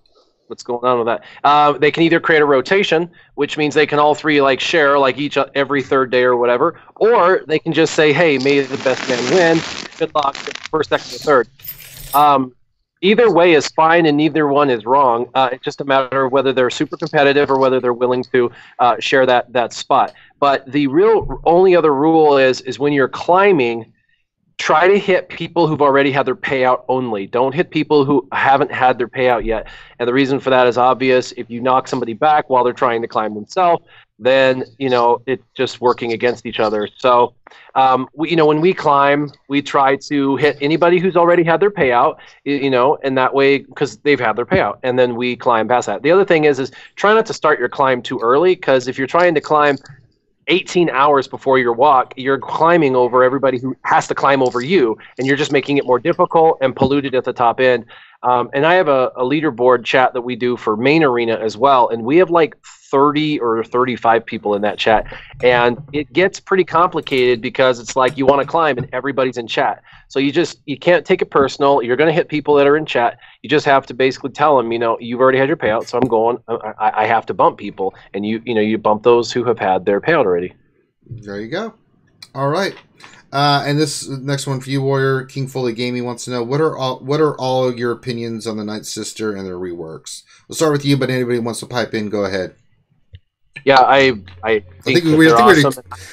We kind of covered a little bit, but your overall thoughts? I'm just excited for it. Yeah, I'm just looking forward to having a team other than CLS in Arena, and I'm confident that the Night Sisters will be viable. My fear is that we won't be able to. I have a fear that we won't be able to realize them in Arena for another 3 months or so. So, I think it might take a little bit longer than I'm hoping for. But yeah, they're definitely a team that I'm excited for. Very nice. Let's see here. Reemon, are you still there? I think we lost the Reemon. No, you haven't. All right, there's Reemon. Yay! I am here. Yay! All right, so this is from Goldberg, and he wants to know, when will we get a lightsaber Rey? Ooh!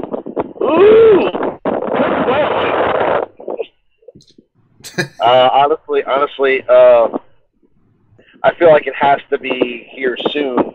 I feel like we're going to get 3 versions of Rey. We're going to get what they're calling Scavenger Rey right now in that pack that you get when you buy the gift card, right? Mm-hmm. And then I think her name eventually will become converted to Scavenger Rey in the game, or something like that, or something along those lines. And then I think we'll get. I don't think she's going to be called Star Killer Rey like the way she is in the game now. I think she'll be called like. I think she'll be called like Padawan Rey or something like that. I mean, now it really depends because it depends on where they're going in this movie as far as the Jedi is concerned. Because I don't know if she's going to be technically a Jedi. So I mean, that depends.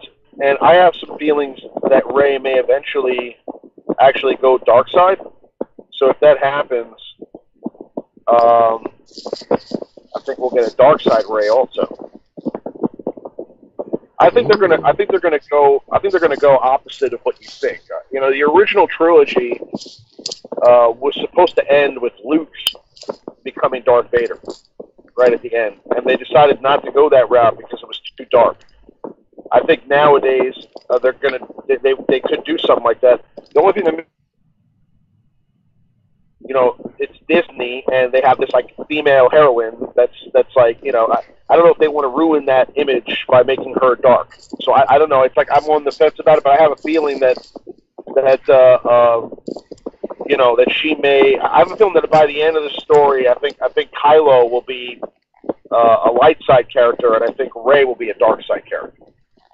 Interesting. So I think that I think that we'll get a version of Rey for Last Jedi, and then I think we'll get a version of Rey for the final installment. And I'm assuming that we'll probably get that version of Rey for The Last Jedi either right the day the movie drops, like you'll be able to buy her, like kind of like Kylo Ren with that Force Awakens bundle when the movie first dropped, or maybe like a month or 2 after the movie drops, they'll create some sort of a legendary event for Rey, and then that's how we'll get her. So I think it's either going to be the day the movie drops, like actually on December 16th or 17th or 18th, I forget what day it is, and then, or it won't be around that time at all, and it'll be like a month or 2 later, we'll get like a legendary event for Rey.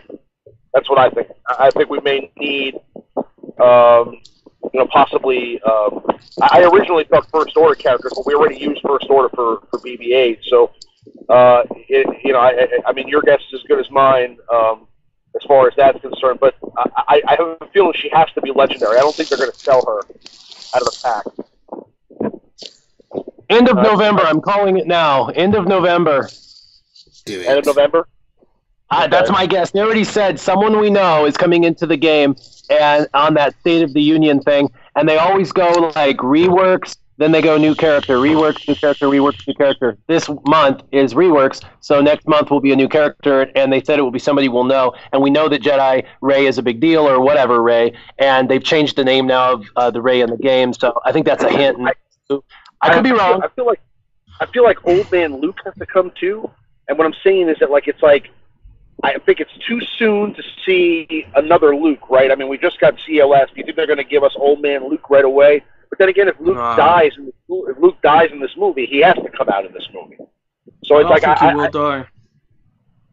I don't know. I hope not. No, I don't think he will. I think he'll be there for the third one, but he might die. It will be really a waste. It will be really a waste of Luke Skywalker to not have him in, the last two movies. But I mean, I'm gonna have to jump off anyway, guys. So I'll catch you later. Thanks for having me. All right, Smithy. Yeah, man. Catch you later. Take care, Smith. Obviously, it's all up to speculation at this point. But I feel like we're not going to get both Luke and Rey at the same time. I think we'll get one of them, and maybe Warrior's right. Maybe it'll be Rey at the end of November. All right. Let's see here. Next question will go to Sir Loki.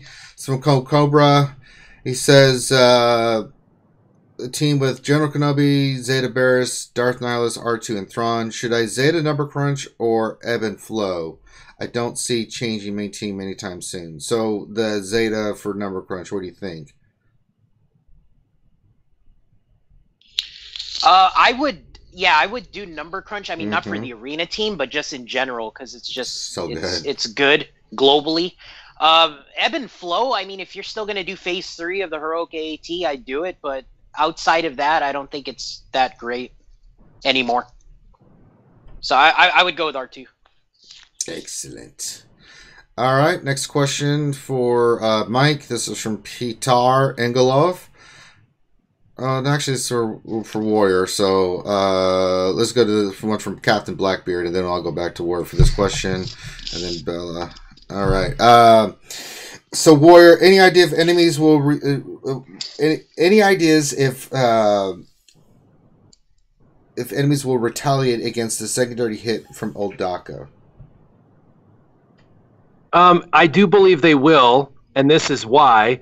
When those people come back from the grave to attack, they come back with 50% health, and they go on the board. There's also a stipulation that says if that character that they came back and attacked dies, they get to stay on the board.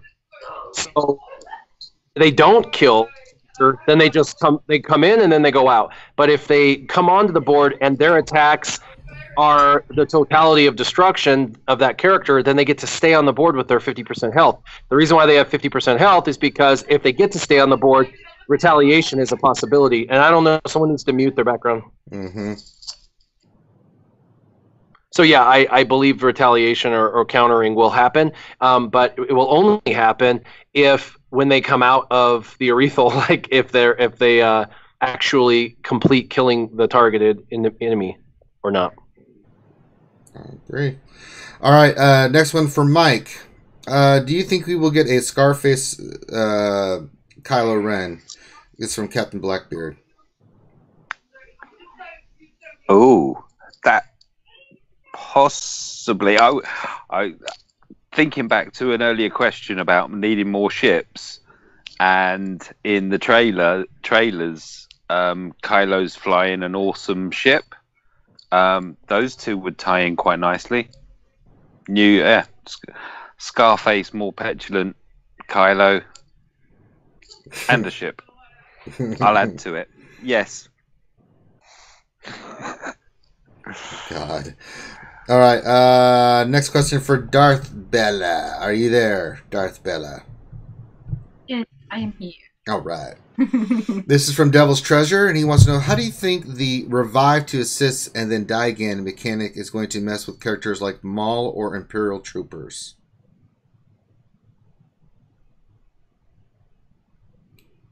I don't really get that at the moment.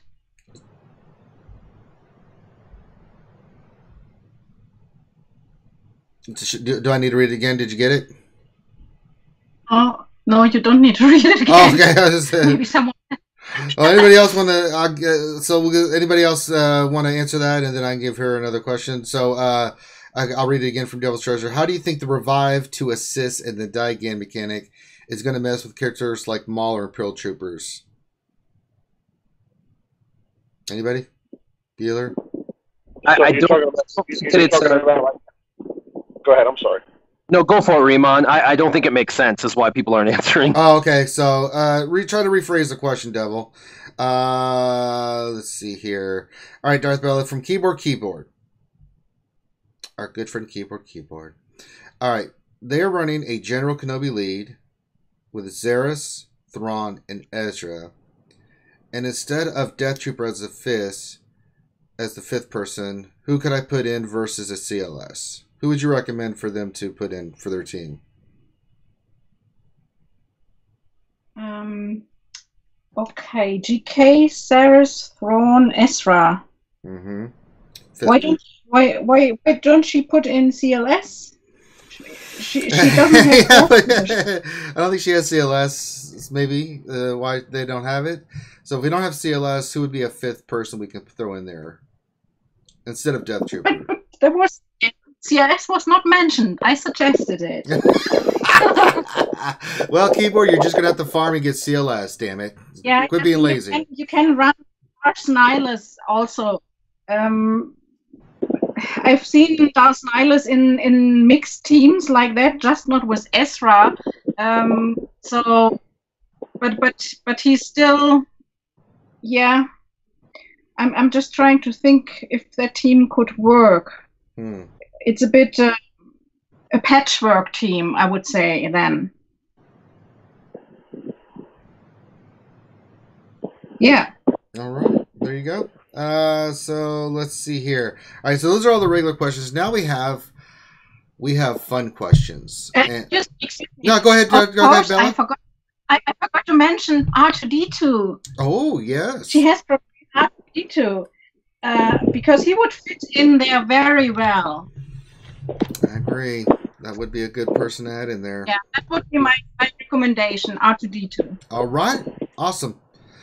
All right, fun questions for everybody. This is from Oh My God, I Love Bananas, and it's a question for Warrior. Fun question. If you were a banana warrior, what color banana would you be? I would be a 50% green, 50% yellow banana. Okay, so half and half. You're not fully ripe yet, but you're not spoiled. You're just right in between that in that phase. Very nice. Next question from Brad Zoe, Star Wars Galaxy of Heroes. Question: when will Grande ever get out of jail? Well, I throw this to the panel. I we've tried to talk to Grande about his activities of government Wi-Fi stealing and other things. I don't think he's ever going to stop. I think he's going to be in there for a long time. What does everybody else think? I heard that he's up on a new charge, something about blackmailing EA to nerf or boost the Nightsisters or something. Could be a while. Oh no! Oh, poor Grande. Probably why he's in the show. He will always be known as a government Wi-Fi stealer. I don't think it's going to happen anytime soon. Here's a question. Anybody can jump in for Mortal Womprat. Question: Would you rather vacation on Dathomir or Mustafa? I think Dathomir would be a lot cooler. Yeah, I'm not into the whole lava thing. I mean, I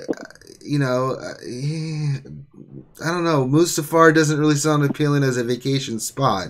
And at least with Dathomir, you've got some, some vegetation. You got some stuff to look at. Mustafar just. I think Dathomir would be like my dream. I mean, first of all, I've always secretly just wanted to be a Ghostbuster when I grow up. Right. And it literally dropped me on a planet where there's nothing but ghosts and forest. I think I'd have the time of my life. Grande would too, because there'd be nothing but Nightsisters. Right. Die. Me and Grande can just kind of be there for our own reasons. I know. All I need is all you gotta do is give me a proton pack and a trap, and I'll probably hang out. Oh, Lord. Do you reckon Moaning Myrtle holidays there? Dathomir. Do you recommend what? Moaning Myrtle? Moaning Myrtle. Really? Sorry. Just, yeah. Female ghost? Yeah. No? No. I think they've got plenty of Nightsisters already. We don't need another one. Whose name is Moaning Myrtle. Who was killed by the Basilisk. Unfortunately. Next question for Orentor777. Can we get a stream where it's just Grande talking about Nightsisters for 2 hours? Finn? I addressed this in the chat. I didn't see that. Simply because it's not going to take 2 hours. So what Grande can do is stream, and it'll be a whole Sunday stream, and you can decide whether you want to watch football or you want to watch Grande remod his Nightsisters for about 8 hours. I think that'll be the choice you have to make. You always talk about Nightsisters. If you get Grande talking about Nightsisters and mods, it's just your whole day is gone. Yeah. It's just done. Oh my God. Mortal Rob Brat wants to know, Ranger, can we hear Molester Smithy? I guess he doesn't want to hear Molester Han. I don't know. I mean, Smithy, like, I don't know if I could do that. Like,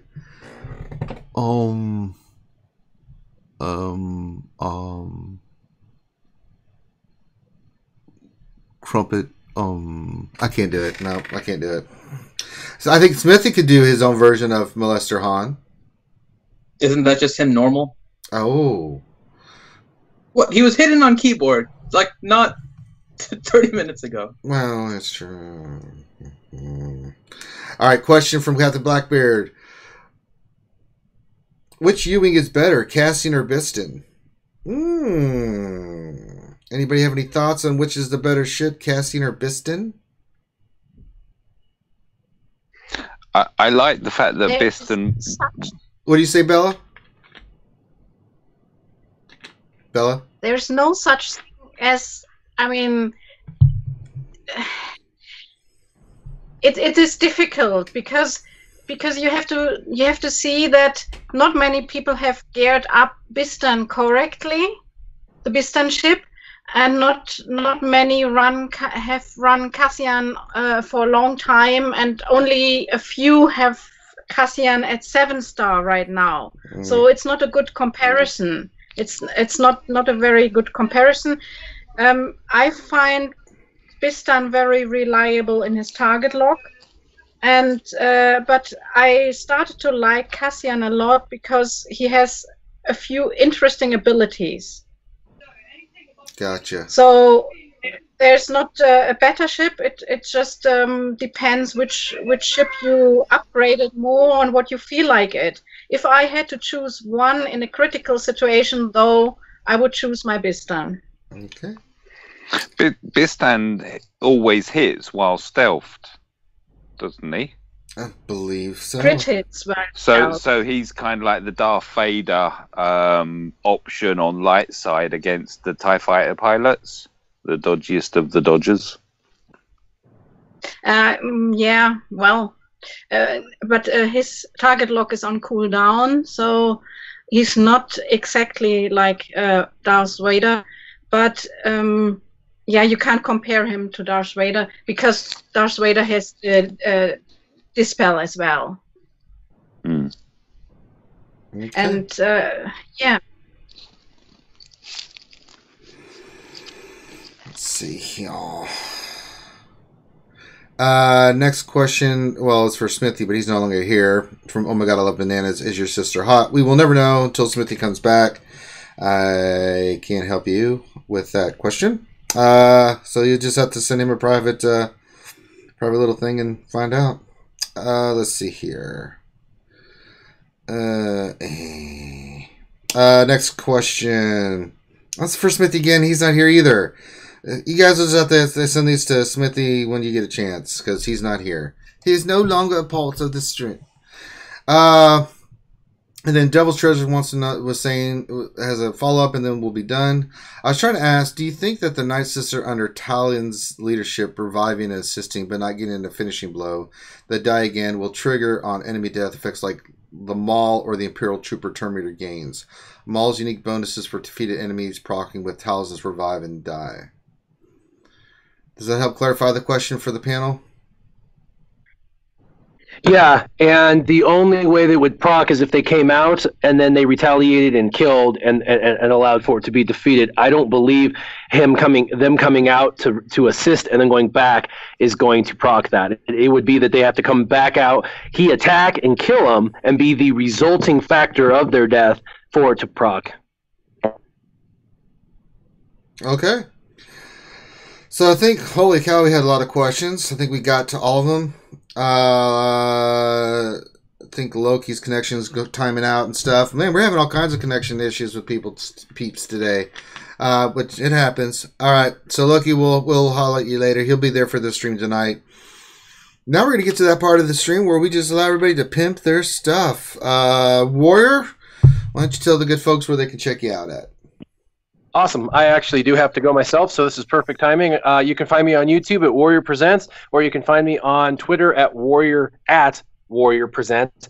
And and I'm also on the Facebook group that's just called Star Wars Galaxy Heroes. There's over 42,000 people on that chat or that room, and so it's a really great community as well. I like it much better than the forums or Reddit. I don't find it quite as toxic as Reddit, and I find it really conducive to new players and medium players that are just starting to try and learn. There's a lot of active YouTubers in there helping out. So find me there. I actively chat every single day in that as well. So awesome. All right. See, Darth Bella, can you pimp your stuff? Yes or no. Yeah. I've got a channel, Darth Bella Presents, and I had a little break. I was probably, you can call it, it's not only territory battles, but a lot of things happened in-game and in my life. And now I started yesterday evening to do another video, which will be out hopefully beginning of next week. So it won't be only a video, but it will be a series of videos. And so check back and check out my channel. You find it in the description below the stream. Awesome. And thanks for having me. We love and it was today, I must say, it was really crazy for me. I had to switch devices 5 times and stop the call like 20 times. I don't know what happened. The technique in the second part, the first hour was okay, more or less, but then it started to be weird. So I'm quite happy. I have a good connection to you guys again. We are glad to. All right. Mike, tell the good folks where they can check you out at. I've got a YouTube channel, Mike Hunt, SWGOH. I basically record anything and everything. You get mod farming, mod leveling, territory battles, galactic wars, and a lot of, I'm trying to kind of record gearing ups and anything that impacts on galactic power, which seems to be the metric that we should all be focused on at the moment. Had some fun things go on. Like I actually recorded a 10 million credit heist. That's entitled Boba and the Hans Find a Pink Unicorn. Come along and check me out. And and also how not to solo phase 4 of the heroic tank. Right. And thank you very much for having me here. Glad to always have you. All right. Remon, are you there? I am here, my friend. All right. Pimp your stuff, man. You're finally here to pimp your stuff. I love it. Do it. Yes. My name's Ramon. Some call me Remon. And I have a YouTube channel, which is titled Remon or Ramon is Up.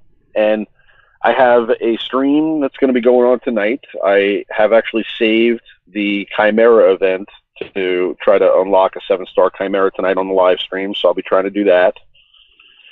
and we'll get into some territory battles, things like that. So definitely check it out. That'll be tonight. I'd say around 9:30, 10 p.m. Eastern time.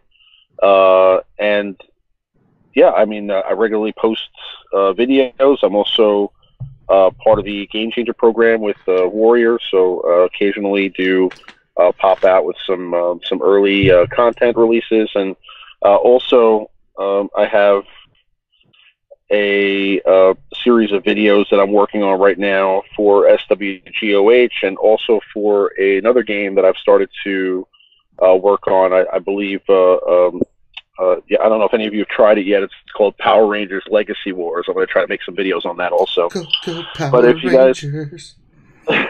yeah, I only caught the tail end of Power Rangers as a kid. I only watched the Power Rangers Mighty Morphin or whatever. But there's been like 30 different iterations of the show since then, and the game is actually pretty cool. It's like Street Fighter style, and so I'm going to make some videos on that too. But yeah, I appreciate you having me on, and I'll be hopefully on again next Saturday.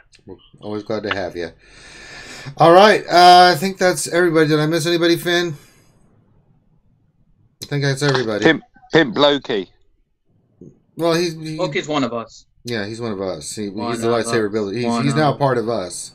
He's joined the dark side of the Force. Pimp you again, then. Yeah. All right. So this is RSG. Of course, if you're here, you know what's going on. We stream quite a lot. We've been doing a lot of extra streams. We will have our daily night stream that we've been doing for a while now that everybody seems to enjoy, where I drink and do crazy things like try to get Thrawn and all that other good stuff. We just kind of hang out and have fun. And you can check that out 10 p.m. Eastern. Of course, if you're here, you're for the Jedi Academy. We run this every Saturday as many times as we can, 10 a.m. Eastern, where we just answer all your questions. Of course, Wednesday is the normal stream we have at 8 p.m. Eastern, where we cover all the latest Star Wars Galaxy of Heroes news and updates.